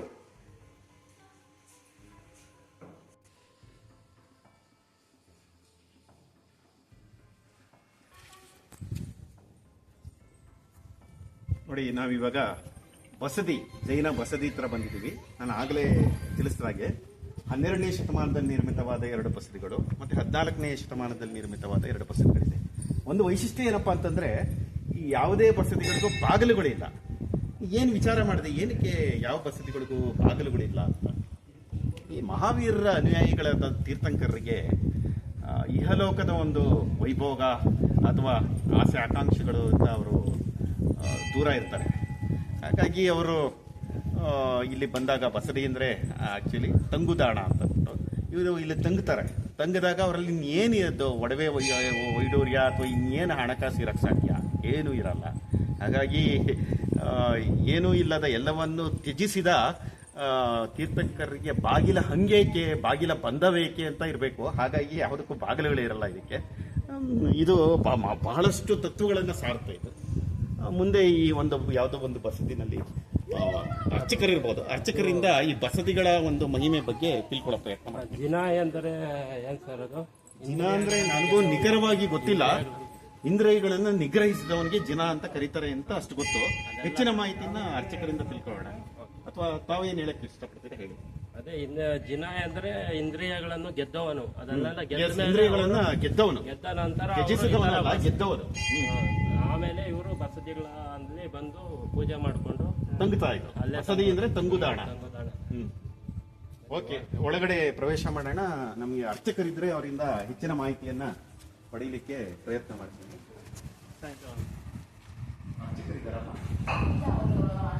ಚಂದ್ರನಾಥ ತೀರ್ಥಂಕರು ನಮ್ದ್ರಲ್ಲಿ 24 ಒಂದು ನಿಮಿಷ ಶುರು ಮಾಡಿದ್ರೆ ಓಕೆ. ನೋಡಿ, ಇವಾಗ 4 ಬಸದಿಗಳ ಪೈಕಿ ನಾವೀಗ ಭಗವಾನ್ ಶ್ರೀ ಚಂದ್ರನಾಥ ಸ್ವಾಮಿ ಬಸದಿ ಅಂತ ಅಲ್ಲಿಗೆ ಬಂದಿದ್ದೀವಿ. ಇಲ್ಲಿನ ಅರ್ಚಕರು ಕಾರ್ಯ ನಿಮಿತ್ತ ಸ್ವಲ್ಪ ಹೊರಗಡೆ ಹೋಗಿದ್ದಾರೆ. ಅವರ ಧರ್ಮಪತ್ನಿಯವರಿದ್ದಾರೆ. ಅವರಿಂದಲೇ ಈ ಬಸದಿಗಳ ಬಗ್ಗೆ ಒಂದು ಮಾಹಿತಿಯನ್ನು ತಿಳ್ಕೊಳ್ಳೋಕೆ ಪ್ರಯತ್ನ ಮಾಡಿ. ಮೇಡಮ್ ನಮಸ್ಕಾರ, ತಮ್ಮ ಹೆಸರು? ಪೂರ್ಣಿಮಾ. ಮೇಡಮ್, ದಯವಿಟ್ಟು ಈ ಬಸದಿಗಳು, ಬಸದಿ ಕಾನ್ಸೆಪ್ಟ್, ಪರಿಕಲ್ಪನೆ ಏನು, ಉದ್ದೇಶ ಏನು, ಇಲ್ಲಿ ಬರ್ತಿರ್ತಕ್ಕಂಥ ತೀರ್ಥಂಕರರು ಈ ಬಸದಿಗಳಲ್ಲಿ ತಂಗ್ತಾರೆ, ಬಸದಿ ಅಂದ್ರೆ ತಂಗುದಾಣ ಅಂತ ಕೇಳಿದ್ವಿ. ಮತ್ತೆ ಈ ಯಾವ ಬಸದಿಗಳಿಗೂ ಬಾಗಿಲುಗಳಿಲ್ಲ, ಅದರ ಹಿನ್ನೆಲೆ ಏನು, ಮತ್ತೆ ಈ ಬಸದಿಗಳ ಬಗ್ಗೆ ಒಂದು ಸಂಕ್ಷಿಪ್ತವಾಗಿ ದಯವಿಟ್ಟು ತಿಳ್ಕೊಳ್ಳಿ. ಕೂತ್ಕೊಳ್ಳಿ. ಇದು ನಮ್ಮಲ್ಲಿ 24 ತೀರ್ಥಂಕರು ಬರ್ತಾರೆ. 24ನೇ ತೀರ್ಥಂಕರಲ್ಲಿ ಲಾಸ್ಟ್ನೇವರೇ ಬಂದ್ಬಿಟ್ಟು ಮಹಾವೀರ ತೀರ್ಥಂಕರರು. 24ನೇವರು ಅವ್ರದ್ದು ಇವತ್ತು ಜಯಂತಿ, ಮಹಾವೀರ ಜಯಂತಿ. ಅವ್ರು ಹುಟ್ಟಿದ ದಿನ ಮಹಾವೀರ ಜಯಂತಿ ಅಂತ ನಾವು ಆಚರಿಸ್ತೀವಿ. ಅದು ಸೊ ಇಲ್ಲಿ ಪೂಜೆ ಮಾಡಿದೀವಿ. ನಮ್ಮಲ್ಲಿ ಜೈನ್ ಭವನ್ ಅಂತ ತುಮಕೂರಲ್ಲಿದೆ. ಅಲ್ಲಲ್ಲ, ಮೇನ್ ರೋಡ್ ಅಲ್ಲಿ ಇದೆ, ಯೂನಿವರ್ಸಿಟಿ ಇದೆಯಲ್ಲ, ಆಪೋಸಿಟ್ ಇದೆ.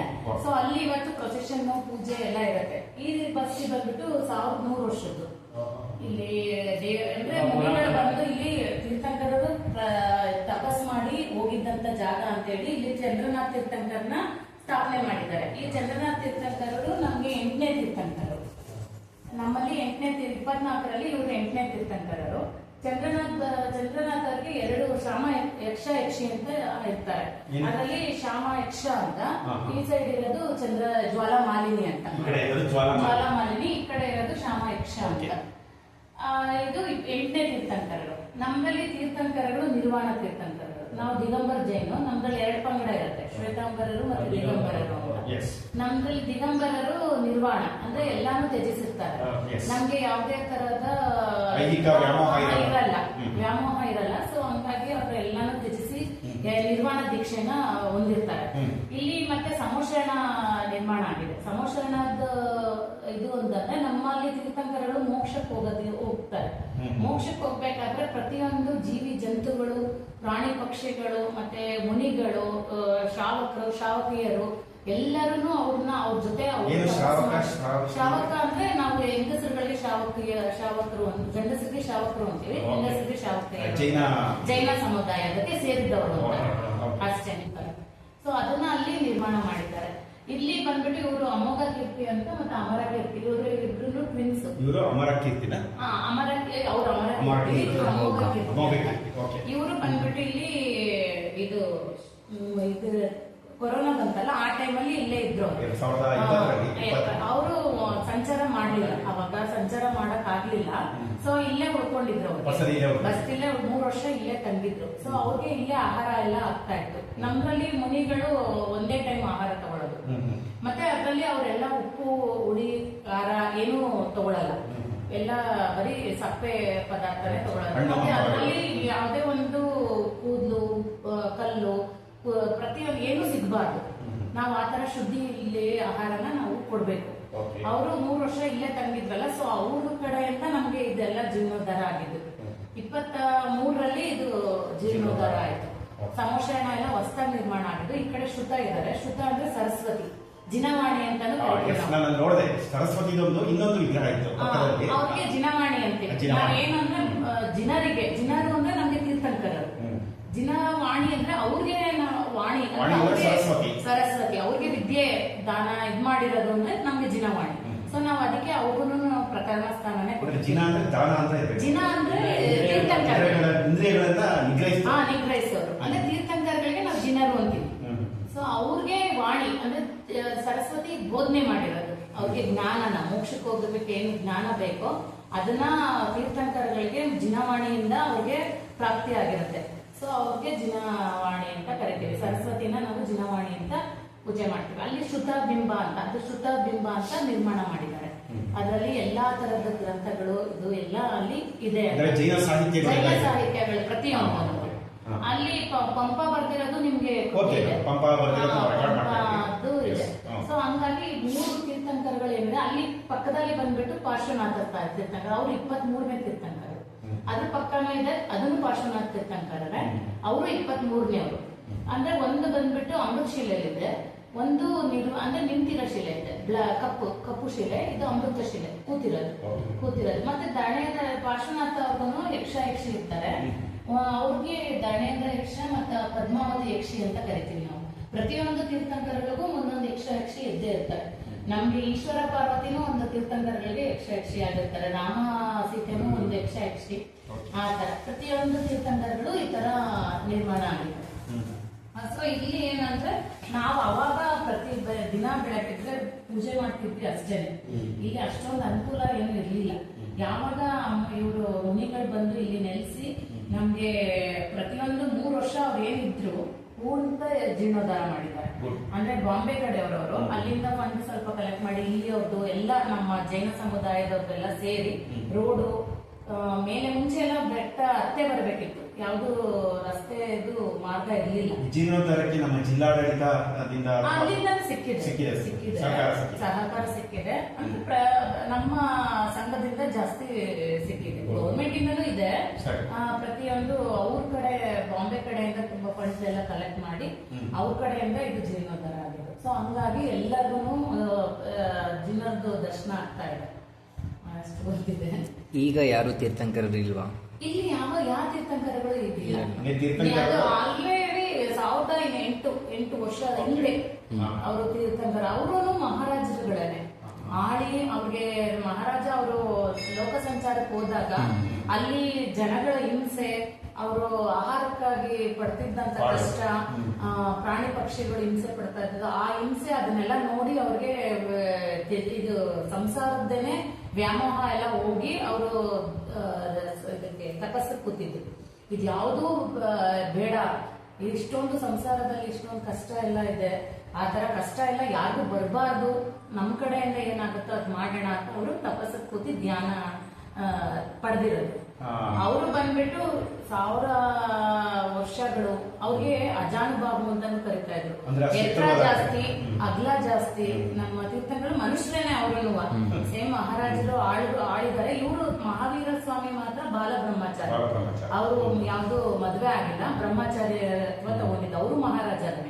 ಎಲ್ಲಾ ತೀರ್ಥಂಕರಗಳು ಮಹಾರಾಜರುಗಳು. ಮೇಡಮ್, ಒಂದು ವಿಷಯ ಗಮನಿಸ್ತಾ ಇಲ್ಲ, 4 ಬಸದಿಗಳಿದೆಯಲ್ಲ, ಅದು 12ನೇ ಶತಮಾನದ್ದು ಮತ್ತೆ 14ನೇ ಶತಮಾನದ್ದು ಅಂತ ತಿಳಿದು ಬಂತು. ಮತ್ತೆ ಇನ್ನೊಂದು ಏನಂದ್ರೆ 4 ಬಸದಿಗಳಲ್ಲಿ ಯಾವುದಕ್ಕೂ ಬಾಗಿಲುಗಳಿಲ್ಲ. ಹೌದು. ಅಂದ್ರೆ ಈಗ ನಾವು ಮಾಡಿರೋದು ಎಲ್ಲ ತ್ಯಜಿಸಿದವರಿಗೆ ಬಾಗಿಲುಗಳ ಬಂಧವೇಕೆ ಅಂತ ಹೇಳ್ಬಿಟ್ಟು ಉದ್ದೇಶ, ಅದೇ ತತ್ವ ಅದು. ಹೌದು. ಅದರಲ್ಲಿ ಅವ್ರಿಗೆ ಅದೇನೆ ಈ ಸಂಸಾರದ ಇದನ್ನ ನೋಡಿ ಅವ್ರಿಗೆ ವ್ಯಾಮೋಹ ಎಲ್ಲ ಹೋಗ್ಬಿಟ್ಟು ಬಟ್ಟೆನೂ ತೀರಾ ಬಟ್ಟೆ ಮೇಲೂ ವ್ಯಾಮೋಹ ಬರಬಾರ್ದು ಅಂತಾನೆ ನಮ್ಗೆ ಬಟ್ಟೆನೂ ತ್ಯಜಿಸಿರೋದು ಅವ್ರು. ಮತ್ತೆ ಉಪ್ಪು ಹುಳಿ ಖಾರ ಏನು ತಿನ್ನಲ್ಲ. ಆ ಹುಳಿ ಖಾರ ಉಪ್ಪು ತಿಂದ್ರೆ ಮತ್ತೆ ನಮ್ಗೆ ಇಂದ್ರಿಯಗಳು ಇದಾಗತ್ತೆ ಅಂತ ಹೇಳ್ಬಿಟ್ಟು ಅವ್ರು ಅದನ್ನು ತ್ಯಜಿಸುತ್ತಾರೆ. ಮತ್ತೆ ನಮ್ಮ ಮುನಿಗಳು ಎಲ್ಲೇ ಸಂಚಾರ ಮಾಡ್ಬೇಕಾದ್ರೂ ಯಾವ ಬಸ್ಸು ಯೂಸ್ ಮಾಡಲ್ಲ, ಸ್ಲಿಪ್ಪರ್ ಯೂಸ್ ಮಾಡಲ್ಲ, ಮತ್ತೆ ಬರೀ ಕಾಲಲ್ಲೇ ಹೋಗೋದು. ಮತ್ತೆ ಸಂಜೆ ಆದ್ಮೇಲೆ ಅವ್ರು ಎಲ್ಲೂ ಪ್ರಯಾಣ ಮಾಡಲ್ಲ. ಎಲ್ಲಿ ಸ್ಥಳ, ಎಲ್ಲಿ ಸ್ಕೂಲು, ದೇವಸ್ಥಾನ ಆ ತರದಲ್ಲಿ ಹುಡುಕೋತಾರೆ. ಯಾಕೆಂದ್ರೆ ಸಂಜೆ ಟೈಮು ಸೊಳ್ಳೆಗಳು, ಇರುವೆಗಳು ಅದನ್ನ ಪ್ರಾಣಿ ಹಿಂಸೆ ಮಾಡಬಾರ್ದು ಅನ್ನೋದೇ ನಮ್ದು ಮೂಲ ತತ್ವ. ಅಹಿಂಸಾ ಪರಮ ಧರ್ಮ ಅನ್ನೋದು ನಮ್ದು. ಸೊ ನಾವು ಜಾಸ್ತಿ ಸಂಚಾರ ಮಾಡ್ಬೇಕಾದ್ರೆ ಎಲ್ಲಿ ಪ್ರಾಣಿಗಳಿಗೆ ಹಿಂಸೆ ಆಗುತ್ತೆ, ನಾವು ಕಾಲಲ್ಲಿ ತುಳಿತೀವಿ, ಸಾಯ್ತವೆ, ಆತರ ಎದ್ದವರು ಸಂಜೆ ಹೊತ್ತು ಲೈಟ್ ಅಂದ್ರೆ ಲೈಟ್ ಹಾಕೋ ಟೈಮ್ಗೆ ಅವ್ರೆಲ್ಲೂ ಸಂಚಾರ ಮಾಡಲ್ಲ. ಅದಕ್ಕಿಂತ ಮತ್ತೆ ಬೆಳಗಿನ ಜಾವ 5 ಗಂಟೆಗೆ ಹೊರಟ್ಬಿಡ್ತಾರೆ. ಮತ್ತೆ ಒಂದೇ ಆಹಾರ ತಗೊಳ್ಳೋದು ನಮ್ಮ ಮುನಿಗಳು. ಅದು ಒಂದ್ ದಿನಕ್ಕೆ ಒಂದೇ ಆಹಾರ, ಸಾತ್ವಿಕ ಆಹಾರ. ಅದೇನೆ ಈ ತರ ಎಲ್ಲ ಅದು ಮಡಿಯಿಂದ ಮಾಡ್ತೀವಿ ನಾವು. ಅದ್ರಲ್ಲೂ ಅವರು ಊಟ ಆಹಾರಕ್ಕೆ ಹೋಗೋಕ್ಕಿಂತ ಮುಂಚೆ ಒಂದು ಧ್ಯಾನ ಮಾಡ್ಕೋತಾರೆ. ಅಂದ್ರೆ ಅವ್ರ ಮನ್ಸಲ್ಲಿ ಏನೋ ಕುರ್ತ್ಕೋತಾರೆ. ಅದು ನೋಡಿದ್ರೆ ಮಾತ್ರನೇ ಅವ್ರ ಆಹಾರ ತಗೊಳ್ಳೋದು. ಸಾಯ್ತವೆ ಆತರ ಎದ್ದವರು ಸಂಜೆ ಹೊತ್ತು ಲೈಟ್ ಅಂದ್ರೆ ಲೈಟ್ ಹಾಕೋ ಟೈಮ್ಗೆ ಅವ್ರೆಲ್ಲೂ ಸಂಚಾರ ಮಾಡಲ್ಲ. ಅದಕ್ಕಿಂತ ಮತ್ತೆ ಬೆಳಗಿನ ಜಾವ 5 ಗಂಟೆಗೆ ಹೊರಟ್ಬಿಡ್ತಾರೆ. ಮತ್ತೆ ಒಂದೇ ಆಹಾರ ತಗೊಳ್ಳೋದು ನಮ್ಮ ಮುನಿಗಳು. ಅದು ಒಂದ್ ದಿನಕ್ಕೆ ಒಂದೇ ಆಹಾರ, ಸಾತ್ವಿಕ ಆಹಾರ. ಅದೇನೆ ಈ ತರ ಎಲ್ಲ ಅದು ಮಡಿಯಿಂದ ಮಾಡ್ತೀವಿ ನಾವು. ಅದ್ರಲ್ಲೂ ಅವರು ಊಟ ಆಹಾರಕ್ಕೆ ಹೋಗೋಕ್ಕಿಂತ ಮುಂಚೆ ಒಂದು ಧ್ಯಾನ ಮಾಡ್ಕೋತಾರೆ. ಅಂದ್ರೆ ಅವ್ರ ಮನ್ಸಲ್ಲಿ ಏನೋ ಕುರ್ತ್ಕೋತಾರೆ. ಅದು ನೋಡಿದ್ರೆ ಮಾತ್ರನೇ ಅವ್ರ ಆಹಾರ ತಗೊಳ್ಳೋದು. ಸಂಕಲ್ಪ ಮಾಡ್ಕೋತಾರೆ. ಅಷ್ಟು ಮುನಿಯ ಸ್ವಾಮಿ ದೇವ್ರ ದರ್ಶನ ಮಾಡಿ ಅಲ್ಲಿ ಸಂಕಲ್ಪ ಮಾಡ್ಕೋತಾರೆ. ಅವ್ರು ಸಂಕಲ್ಪ ಮಾಡ್ಕೊಂಡಿದ್ದು ಸಾಮಾನ್ಯವಾಗಿ ಕಳಸ ಅಂತಾನೆ ಮಾಡ್ಕೊಳ್ಳೋದು ಎಲ್ಲಾನು. ಅದ್ರಲ್ಲಿ ಕೆಲವರು ಏನೇನ್ ಮಾಡ್ಕೊಂಡಿರ್ತಾರೋ ನಮ್ಗೆ ಅರ್ಥ ಆಗಲ್ಲ. ಅದು ನಾವು ಎಲ್ಲಾ ತರದ್ದು ಇಟ್ಕೊಂಡಿರ್ತೀವಿ. ಅವ್ರಿಗೆ ಯಾವ್ದು ಅದು ದರ್ಶನ ಆಗತ್ತೆ, ಆ ದರ್ಶನ ಆದ್ರೆ ಮಾತ್ರನೇ ಅವ್ರ ಆಹಾರ ತಗೊಳ್ಳೋದು. ಇಲ್ಲ ಅಂದ್ರೆ ಆಹಾರ ತಗೊಳ್ಳಲ್ಲ. ಅವತ್ತಿನ ದಿವಸ ಆಹಾರ ತಗೊಳ್ಳೋದಿಲ್ಲ. ಧ್ಯಾನ ಅವ್ರು ಏನು ಅನ್ಕೊಂಡಿರ್ತಾರೆ ಅದನ್ನ ನೋಡಿದ್ರೆ ಮಾತ್ರನೇ ಆಹಾರ ತಗೊಳ್ಳೋದು. ಅವ್ರು ಅಂದ್ರೆ ಸಾಮಾನ್ಯವಾಗಿ ಕಳಸ ಅಂತಾನೆ ಕುತ್ಕೊಳ್ಳೋದು. ಅದ್ರಲ್ಲಿ ಕೆಲವರು ಕನ್ಯೆ ಆತರ ಬೇರೆ ಏನಾದ್ರೂ ಒಂದು ಕೂತ್ಕೊಂಡಿರ್ತಾರೆ. ಅದನ್ನ ನೋಡಿದ್ರೆ ಮಾತ್ರನೇ ಆಹಾರ ತಗೊಳ್ಳೋದು. ಆತರ ಮತ್ತೆ ಯಾವುದೇ ಮನೆ ಹೌದು ಲೋಕ ಕಲ್ಯಾಣಕ್ಕೋಸ್ಕರನೇ ಇದೆಲ್ಲ ಮಾಡಿರೋದು. ಮೇಡಮ್ ಧನ್ಯವಾದಗಳು. ತುಂಬಾ ಚೆನ್ನಾಗಿ ನಾವು ನಿರೀಕ್ಷಣೆ ಮಾಡಿರಲ್ಲ, ನಾವು ನಿರೀಕ್ಷೆಗಿಂತ ಹೆಚ್ಚಾಗಿ ನಿಮ್ಮ ಮಾಹಿತಿಯನ್ನ ತಿಳಿಸ್ಕೊಡ್ರೆ ಪ್ರಸಾದ ಸಹ ಖಂಡಿತ ಪ್ರಸಾದನ ಸ್ವೀಕರಿಸಿ ಹೋಗ್ತೀವಿ. ಅದಕ್ಕೆ ಮುಂಚೆ ಮೈದಾನ ಕೆರೆ ಒಂದು ನೋಡ್ಲಿಕ್ಕಿದೆ, ನೋಡ್ಬೋದು. ಆಮೇಲೆ ಇನ್ನೊಂದು ವಿಷಯ ಮರ್ತಿದ್ದೆ ಮೇಡಮ್, ಇಲ್ಲಿ ಜ್ಞಾನ ಕೂತಿದ್ದಾರೆ. ಆ ಮರ ಇದೆ, ಆ ಮರದ್ದು ಏನ ಮರ? ಹೇಳಿದ್ನಲ್ಲ, ಅದು ಬಂದ್ಬಿಟ್ಟು ನಮ್ಮ ತೀರ್ಥಂಕರಗಳು ಮೋಕ್ಷಕ್ಕೆ ಹೋಗೋದಕ್ಕೆ ಧ್ಯಾನ ಮಾಡ್ತಾ ಇರ್ತಾರೆ. ಅಲ್ಲಿ ಸುತ್ತ ಏನ್ ನಿರ್ಮಾಣ ಮಾಡಿದಾರಲ್ಲ, ಅಲ್ಲಿ ಪ್ರಾಣಿ ಪಕ್ಷಿನೂ ಇದೆ, ಜೀವ ಜಂತುಗಳು. ಮರ ಬಂದ್ಬಿಟ್ಟು ಗೋಧಿ ವೃಕ್ಷ. ಗೋಧಿ ವೃಕ್ಷ ಬುದ್ಧನಿಗೆ ಬುದ್ಧನಿಗೆ ಎನ್ಲೈಟನ್ಮೆಂಟ್ ಆಯ್ತಲ್ಲ, ಆ ಮರ ಸೇಮ್ ಅದೇ ತರ. ಅಂದ್ರೆ ಅದು ಐರನ್ ಆರ್ಟಿಫಿಷಿಯಲ್. ಕೆಳಗಡೆ ಏನ್ ಕೂತಿದಾರಲ್ಲ ಆ ಮನುಷ್ಯರು ಮುನಿಗಳು ಇದಾರೆ ಅಲ್ಲಿ. ಮಠ ಇದು ನಮ್ಮ ಬೆಳಗೂರು ದೇವರು ಸ್ವಾಮೀಜಿನೂ ಇದ್ದಾರೆ. ಅವ್ರೆಲ್ಲರೂ ನಿರ್ಮಾಣ ಮಾಡಿದ್ದಾರೆ. ಅಂದ್ರೆ ಅವರು ಮೋಕ್ಷಕ್ಕೆ ಹೋಗ್ಬೇಕಾದ್ರೆ ಇವರು ಧ್ಯಾನ ಮಾಡ್ತಾ ಇರ್ತಾರೆ. ಸೊ ಅವ್ರಿಗೆ ಧ್ಯಾನ, ಅವ್ರು ಮೋಕ್ಷಕ್ಕೆ ಹೋದಾಗ ಇವ್ರು ಮೋಕ್ಷಕ್ಕೆ ಹೋಗ್ತಾರೆ. ಅವ್ರ ಫಲ ಇವ್ರಿಗೆ ಸಿಗುತ್ತೆ. ಸಮೋಶರಣ ಅಂತ ಕರೀತಾರೆ. ಅದು ಎಷ್ಟು ಎತ್ತರ ಇದೆ ಮೇಡಮ್? ಅದು ಎತ್ತರ ಗೊತ್ತಿಲ್ಲ ನನಗೆ.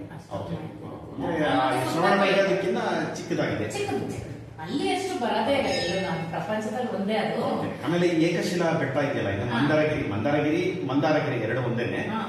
ಇದು ಬಿಹಾರ್ ಇದರಲ್ಲಿ ಮಹಾರಾಷ್ಟ್ರದಲ್ಲೊಂದು ಬಂಕಾ ಜಿಲ್ಲೆ ಅಂತಿದೆ, ಅಲ್ಲೊಂದು ಮಂದಾರ ಪರ್ವತ ಅಂತಿದೆ. ಅದು ಸಹ ಜೈನ ಮಸೂದಿಗಳು ಇದೆ. ಸೊ ಅದು ಇದು ಹೋಲತ್ತೆ ಅಂತ ಹೇಳ್ತಾರೆ.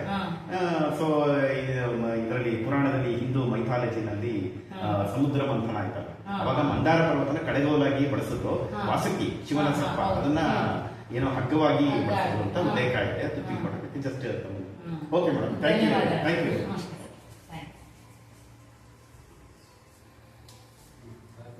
ಈಗ ಈ ಮುನಿಗಳ ಚರಣ ಅನ್ನೋ ಒಂದು ಈ ಚಿತ್ರಣವನ್ನು ನೋಡ್ತಾ ಇದ್ದೇವೆ. ಇಲ್ಲಿ ಹಿಂದಿನ ಕಾಲದಲ್ಲಿ ಈ ಮುನಿಗಳು ಯಾವುದೇ ರೀತಿ ಪಾದರಕ್ಷೆಗಳನ್ನ ಹಾಕ್ತಾ ಇರ್ಲಿಲ್ಲ. ಆಮೇಲೆ ಬರೀ ಕಾಲ್ನಡಿಗೆಯಲ್ಲಿ ಬರ್ತಿದ್ರು. ಎಷ್ಟೇ ದೂರ ಹೋದ್ರು ಬರೀ ಕಾಲ್ನಡಿಗೆಯಲ್ಲಿ ಸಂಜೆ ಕತ್ಲಾಗಷ್ಟರಲ್ಲಿ ಅವರು ಬಸ್ದಿಗಳಲ್ಲಿ ತಂಗ್ತಾ ಇದ್ರು. ಇವರು ಈ ಪಾದರಕ್ಷೆ ಇಲ್ಲದೆ ನಡೆದಂತಹ ಈ ಹೆಜ್ಜೆ ಗುರುತನ್ನು ಇಲ್ಲಿ ನಾವು ವೀಕ್ಷಿಸಬಹುದು. ತುಂಬಾ ಚೆನ್ನಾಗಿ ಅದನ್ನ ಇಲ್ಲಿ ಸಂಗ್ರಹಿಸಿ ಇಟ್ಟಿದ್ದಾರೆ ನೋಡಿ. ಈ ಕಡೆ ಇಲ್ಲೊಂದು ಹೆಜ್ಜೆ ಗುರುತು. ಬಹುಶಃ ಮೇಡಮ್ ಹೇಳಿದಾಗೆ ಅವ್ರು ತುಂಬಾ ಅಜಾನುಬಾಹು ಇದ್ರು, ಎತ್ತರ ಮತ್ತೆ ದಪ್ಪ ದೃಢಕಾಯರಾಗಿದ್ರು ಅಂತ ಹೇಳಿದ್ರು. ಅದಕ್ಕೆ ಹೆಜ್ಜೆಗಳು ಸಹ ಒಂಥರ ದೃಢವಾಗಿದೆ ಅಂತ. ತುಂಬಾ ಚೆನ್ನಾಗಿದೆ. ಇದು ಕಲ್ಲಿನಲ್ಲಿ ಮಾಡಿರೋದು. ಇದು ಶಿಲೆ ತುಂಬಾ ಚೆನ್ನಾಗಿ ಮಾಡಿದ್ದಾರೆ ನೋಡಿ. ಈಗ ಜೈನ ಬಸದಿಯಲ್ಲಿನ ಸುತ್ತಮುತ್ತಲಿನ ಪ್ರದೇಶಗಳನ್ನೆಲ್ಲ ವೀಕ್ಷಣೆ ಮಾಡಿ ಈಗ ಮೈದವಳ ತೀರ್ಥಕೆರೆ ಅಥವಾ ಮೈದವಳ ತೀರ್ಥ ಸರೋವರದ ಹತ್ರ ನಾವು ಕಾಲ್ನಡಿಗೆಯಲ್ಲಿ ಬರ್ತಾ ಇದ್ದೀವಿ.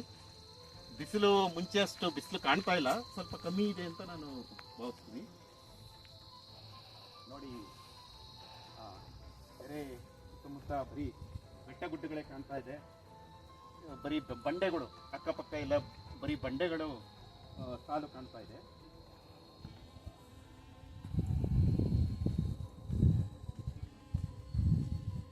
ಸ್ವಲ್ಪ ಆಕಾಶದ ಹತ್ರ ಕ್ಯಾಮ್ರಾ ತಿರುಗಿಸಿ.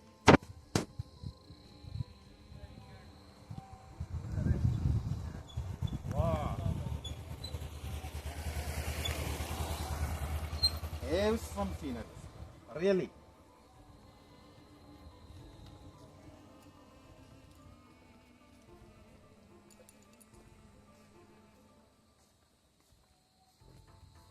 ಎರಡು ಕಣ್ಣು ಸಾಕಾಗಲ್ಲ ಅಲ್ವಾ ಸೂರ್ಯ?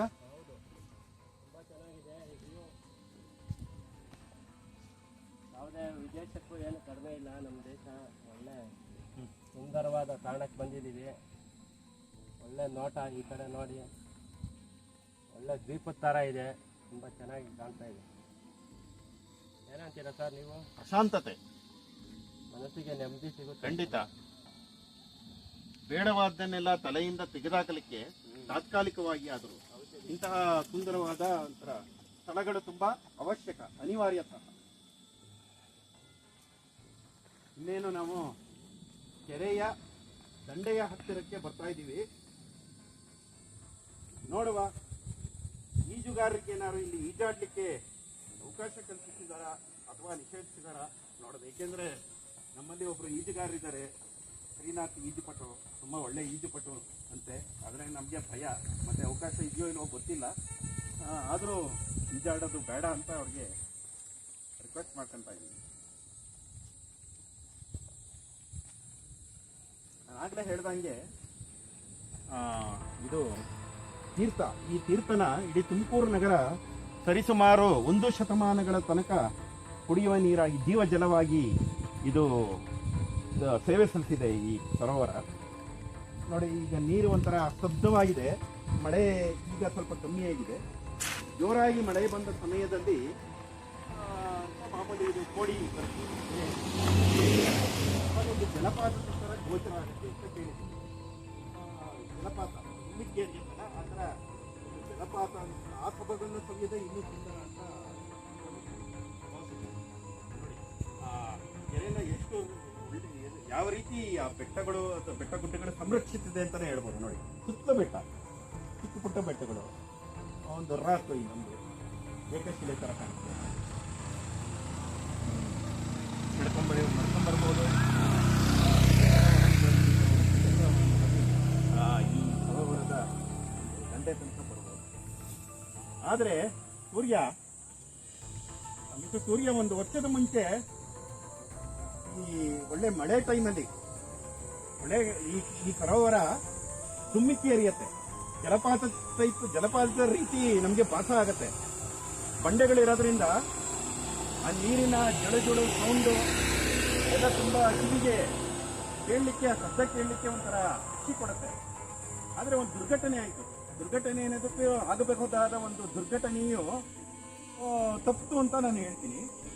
ಒಂದು ಕಾಲೇಜು ಅಭ್ಯಾಸ ಮಾಡ್ತಿರ್ತಕ್ಕಂಥ ಒಬ್ಬಳು ವಿದ್ಯಾರ್ಥಿನಿ ತನ್ನ ಸ್ನೇಹಿತ ಜೊತೆ ಈ ಕೆರೆ, ಮೈದಾಳ ಕೆರೆಗೆ ಬಂದಿದ್ರು, ಮೈದಾಳ ಸರೋವರಕ್ಕೆ ಬಂದಿದ್ರು. ಇದ್ದಾಗ ಸೆಲ್ಫಿ ಹುಚ್ಚು ನಿಮಗೆ ಗೊತ್ತಿರಬೇಕು. ಅದರಲ್ಲಿ ಹೆಣ್ಮಕ್ಳುಗಳಂತೂ ತುಂಬಾ ಸೆಲ್ಫಿ ಬಗ್ಗೆ ತುಂಬಾ ಅವ್ರಿಗೆ ಒಂದು ಹಂಬಲ ಜಾಸ್ತಿ. ನೋಡಿ, ನಾವು ಮಂದಾರ ಪರ್ವತದ ವೀಕ್ಷಣೆಯೆಲ್ಲ ಮುಗಿಸಿ ಅಂತಿಮವಾಗಿ ಗಿರಿಯ ಪಕ್ಕದಲ್ಲಿ ಇರ್ತಕ್ಕಂಥ ನೈಸರ್ಗಿಕ ಸರೋವರ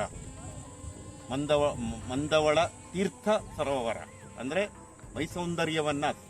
ಸೌಂದರ್ಯವನ್ನ ಮೈದುಂಬಿಕೊಂಡಂತಹ ತೀರ್ಥಕ್ಷೇತ್ರ ಅಂತ ಹೇಳ್ಬೋದು. ಅಲ್ಲಿಗೆ ಬಂದಿದ್ದೀವಿ.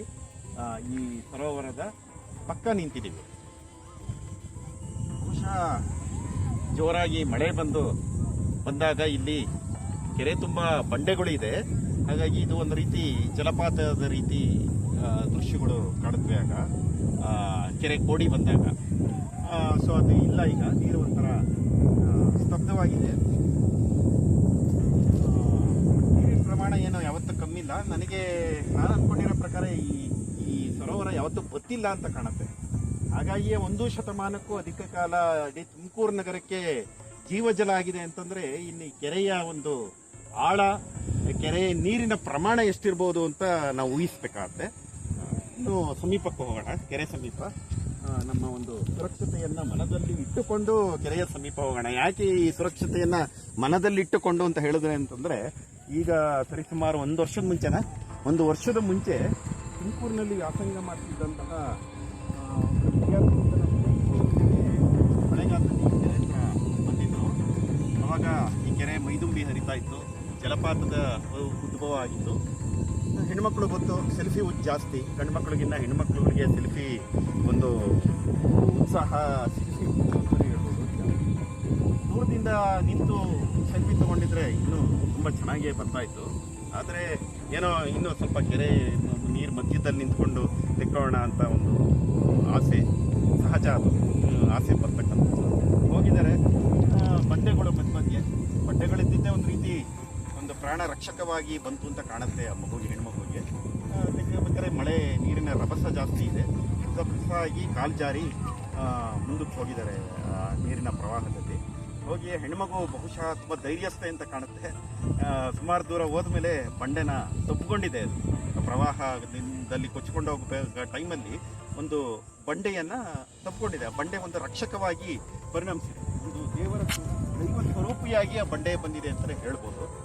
ಸೊ ಕೊಂಡಿದ್ದಾಳೆ. ಆಕೆಯ ಒಂದು ಏನಂತಾರೆ, ಇದು ಒಂದು ಪರ್ಸವರೆನ್ಸ್, ಆ ತಾಳ್ಮೆ, ಸಹಿಷ್ಣುತೆ ಮೆಚ್ಚಲೇಬೇಕು. ಧೈರ್ಯದಿಂದ ಪ್ರಾಣಕ್ಕಿಂತ ಮಿಗಿಲಾದ್ದು ಮೌಲ್ಯವು ಪ್ರಾಣಕ್ಕೆ ಬೆಲೆ ಕಟ್ಟಕ್ಕ. ಹಾಗಾಗಿ ಪ್ರಾಣ ಉಳಿದ್ರೆ ಸಾಕು ಅನ್ನೋದ್ರಿಂದ ಆಕೆ ಯಾವುದೇ ಅಂಜಿಕೆಗೆ ಒಳಗಾಗದೆ ಬಂಡೆ ತಪ್ಪಿಕೊಂಡಿದ್ದಾಳೆ. ನೋಡಿ, ಇನ್ನೊಬ್ಬ ಸ್ನೇಹಿತೆಯಿಂದ ಜಿಲ್ಲಾಡಳಿತಕ್ಕೆ ಮತ್ತೆ ಆರಕ್ಷಕ ಇಲಾಖೆಗೆ ಮಾಹಿತಿ ಹೋಗಿದೆ. ತಕ್ಷಣ ನಮ್ಮ ಫೈರ್ ಬ್ರಿಗೇಡ್ ಏನಂತ ಅಗ್ನಿಶಾಮಕ ದಳದವರು ಧಾವಿಸಿ ತಮ್ಮ ಒಂದು 12 ಗಂಟೆ ಅಂತ ಕಾಣುತ್ತೆ, 12 ಅವರ್ಸ್ ಸತತ ಒಂದು ಪ್ರಯತ್ನ ಮಾಡಿ ಹೆಣ್ಣು ಮಗುವನ್ನ ಜೀವನ ರಕ್ಷಿಸಿದ್ದಾರೆ. ಮತ್ತೆ ಆಕೆಯ ಒಂದು ಧೈರ್ಯ, ತಾಳ್ಮೆಯ, ಸಹಿಷ್ಣುತೆನ ಖಂಡಿತ ಮೆಚ್ಚಲೇಬೇಕು. ಆಕೆ ಖಂಡಿತ ಅವಳನ್ನ ಮೆಚ್ಚಬೇಕು ಒಂದು ರೀತಿ. ಇನ್ನೊಂದು ರೀತಿ ಆಕೆಯ ಅತಿಯಾದ ಸೆಲ್ಫಿ ಹುಚ್ಚನ್ನ ನಾವು ಖಂಡಿಸಲೇಬೇಕು. ಹಾಗಾಗಿ ಎಲ್ರಿಗೂ ನಾನು ಕೇಳ್ಕೊಳ್ಳೋದಿಷ್ಟೇ, ಸೌಂದರ್ಯನ ಅನುಭವಿಸಿ, ದೂರದಿಂದ ಅನುಭವಿಸಿ. ನಿಮಗೆ ಸೆಲ್ಫಿ ಎಷ್ಟು ಬೇಕೋ, ಎಷ್ಟು ದೂರದಿಂದ ಸಾಧ್ಯನೋ ಅಷ್ಟು ದೂರದಿಂದ ತೆಗೆದುಕೊಳ್ಳಿ. ತೀರಾ ಹತ್ತಿರಕ್ಕೆ ಹೋಗಿ ಪ್ರಾಣದ ಜೊತೆ ಚೆಲ್ಲಾಟ ಆಡೋದು ಸರ್ವತಾ ಸರಿಯಲ್ಲ ಅಂತ ಹೇಳಲಿಕ್ಕೆ ಇಷ್ಟಪಡ್ತೀನಿ. ಹಾಗಾಗಿ ಈಗಲೂ ಸಹ ಅದಕ್ಕೆಲ್ಲ ಕ್ರಮ ಕೈಗೊಂಡಿದ್ದಾರೆ. ನೀರಿಗೆ ಆದರೂ ಅಲ್ಲಿ ನೋಡಿ ಈಜಾಡ್ತಾ ಇದ್ದಾರೆ ಕೆಲವರೆಲ್ಲ. ಈಜಾಡ ತಪ್ಪು ಅಂತ ಹೇಳಲ್ಲ, ತಮ್ಮ ಒಂದು ಸುರಕ್ಷತೆಯನ್ನ ಮನದಲ್ಲಿ ಇಟ್ಕೊಂಡು ಈಜಾಡೋದ್ರಲ್ಲಿ ಈಜಾಡಬಹುದು. ಹಾಗಾಗಿ ಅದಕ್ಕೇನು ಯಾವುದೇ ರಿಸ್ಟ್ರಿಕ್ಷನ್ ಕಂಡು ಬರ್ತಿಲ್ಲ. ಈಜಾಡ್ತೀನಿ. ನೀರು ಅಷ್ಟೊಂದೇನು ಅಪಾಯಕಾರಿಯಾಗಿ ಕಾಣಬರ್ತಿಲ್ಲ, ಚೆನ್ನಾಗಿದೆ. ಈ ನೀರು ನೋಡಿದ್ರೆ ಒಂದೊಂದ್ಸರಿ ಇದು ಏನೋ ಮಾನಸ ಸರೋವರ ಅನ್ನೋ ರೀತಿಲೂ ಕಾಡುತ್ತೆ. ಅಷ್ಟು ಸ್ವಚ್ಛವಾಗಿ ಕಾಣ್ತಾ ಇದೆ ನೀರು. ಇಲ್ಲೂ ಅಷ್ಟೇ ಅಂತಹ ಕಸಕಡ್ಡಿಗಳು ಅಲ್ಲಲ್ಲಿ ಬಿದ್ದಿದೆ. ಅದನ್ನ ಎಷ್ಟು ಹೇಳಿದ್ರು ಕೆಲವರು ತಮ್ಮ ಒಂದು ಇದನ್ನ ಬಿಡಲ್ಲ. ಅವರು ಇದ್ದಿದ್ದು ಅಲ್ಲಲ್ಲೇ ಎಸಿತಾರೆ. ಪ್ಲಾಸ್ಟಿಕ್ ನೋಡಿ, ಅಲ್ಲೆಲ್ಲ ಹೇಳಿದೆ ಎಷ್ಟು ಚೆನ್ನಾಗಿದೆಯಲ್ಲ, ಇಲ್ಲಿ ಎಷ್ಟು ಸ್ವಚ್ಛವಾಗಿದೆ ಸ್ಥಳಗಳು ಅಂತ ಹೇಳಿದೆ. ಇಲ್ಲಿ ನೋಡಿದ್ರೆ ಆಗಲೇ ಇಲ್ಲಿ ಬಟ್ಟೆ ಚೂರುಗಳು ಬಿದ್ದಿದೆ, ಆ ಪ್ಲಾಸ್ಟಿಕ್ ಕವರ್ಗಳು ಬಿದ್ದಿದೆ, ಚಪ್ಪಲಿಗಳು ಅಲ್ಲಲ್ಲೇ ಬಿದ್ದಿದೆ, ನೋಡ ಎಣ್ಣೆ ಗುಂಡೆಗಳು ಬಿದ್ದಿದೆ. ಯಾಕೆ ಮಾಡ್ತಾರೆ ಗೊತ್ತಿಲ್ಲ. ದಯವಿಟ್ಟು ಜಿಲ್ಲಾಡಳಿತ ಮತ್ತು ಸಂಬಂಧಪಟ್ಟವರು ಇಲ್ಲಿ ಒಂದು ಫಲಕಗಳನ್ನು ಹಾಕೋದು ತುಂಬ ಉತ್ತಮ ಅಂತ ಭಾವಿಸ್ತೀರಿ. ಏನೇನು ನಿಷೇಧಿಸಿದವೋ ಆ ನಿಷೇಧ ಯಾವ್ಯಾವ ವಸ್ತುಗಳು ಅದನ್ನು ಬೋರ್ಡ್ ಹಾಕಬೇಕು. ಮತ್ತು ಸುರಕ್ಷತೆ ದೃಷ್ಟಿಯಿಂದ ಯಾರೊಬ್ಬರು ಕಾವಲಿಗೆ ಇರೋದು ತುಂಬ ಮುಖ್ಯ ಅಂತ ನಾನು ಈ ಸಂದರ್ಭದಲ್ಲಿ ಹೇಳಲಿಕ್ಕೆ ಇಷ್ಟಪಡ್ತೀನಿ. ಮತ್ತು ಕೋರ್ಕಂತೀನಿ ಜಿಲ್ಲಾಡಳಿತನ ಯಾರು ಒಬ್ಬರನ್ನ ಇದನ್ನ ಡೆಪ್ಯೂಟ್ ಮಾಡಿ ಇಲ್ಲಿ ಒಂದು ಸುರಕ್ಷಿತ ದೃಷ್ಟಿಯಿಂದ ಅವರ ಅವಶ್ಯಕತೆ ಖಂಡಿತ ಇದೆ. ಯಾರೊಬ್ಬರು ರಕ್ಷಕ ಸಿಬ್ಬಂದಿ ಬೇಕಾಗುತ್ತೆ ಅಂತ ನೋಡಿ ಎಲ್ಲ ಎಂಜಾಯ್ ಆಗ್ತಾ ಇದ್ದಾರೆ. ಚೆನ್ನಾಗಿದೆ ಈ ಕೆರೆ. ನಾನು ಹಾಗೆ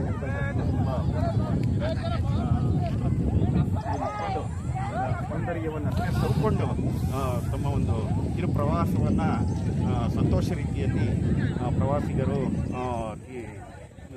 ತೀರ್ಥಯಾತ್ರೆ ಅಂದರೆ ತೀರ್ಥಕ್ಷೇತ್ರ ಅಂತಲೇ ಹೇಳ್ಬೋದು. ಇಲ್ಲಿ ಬರ್ತಕ್ಕಂಥವರೆಲ್ಲರೂ ಪಾಲಿಸ್ತಾರೆ ಅಂತ ಹೇಳ್ತಾರೆ.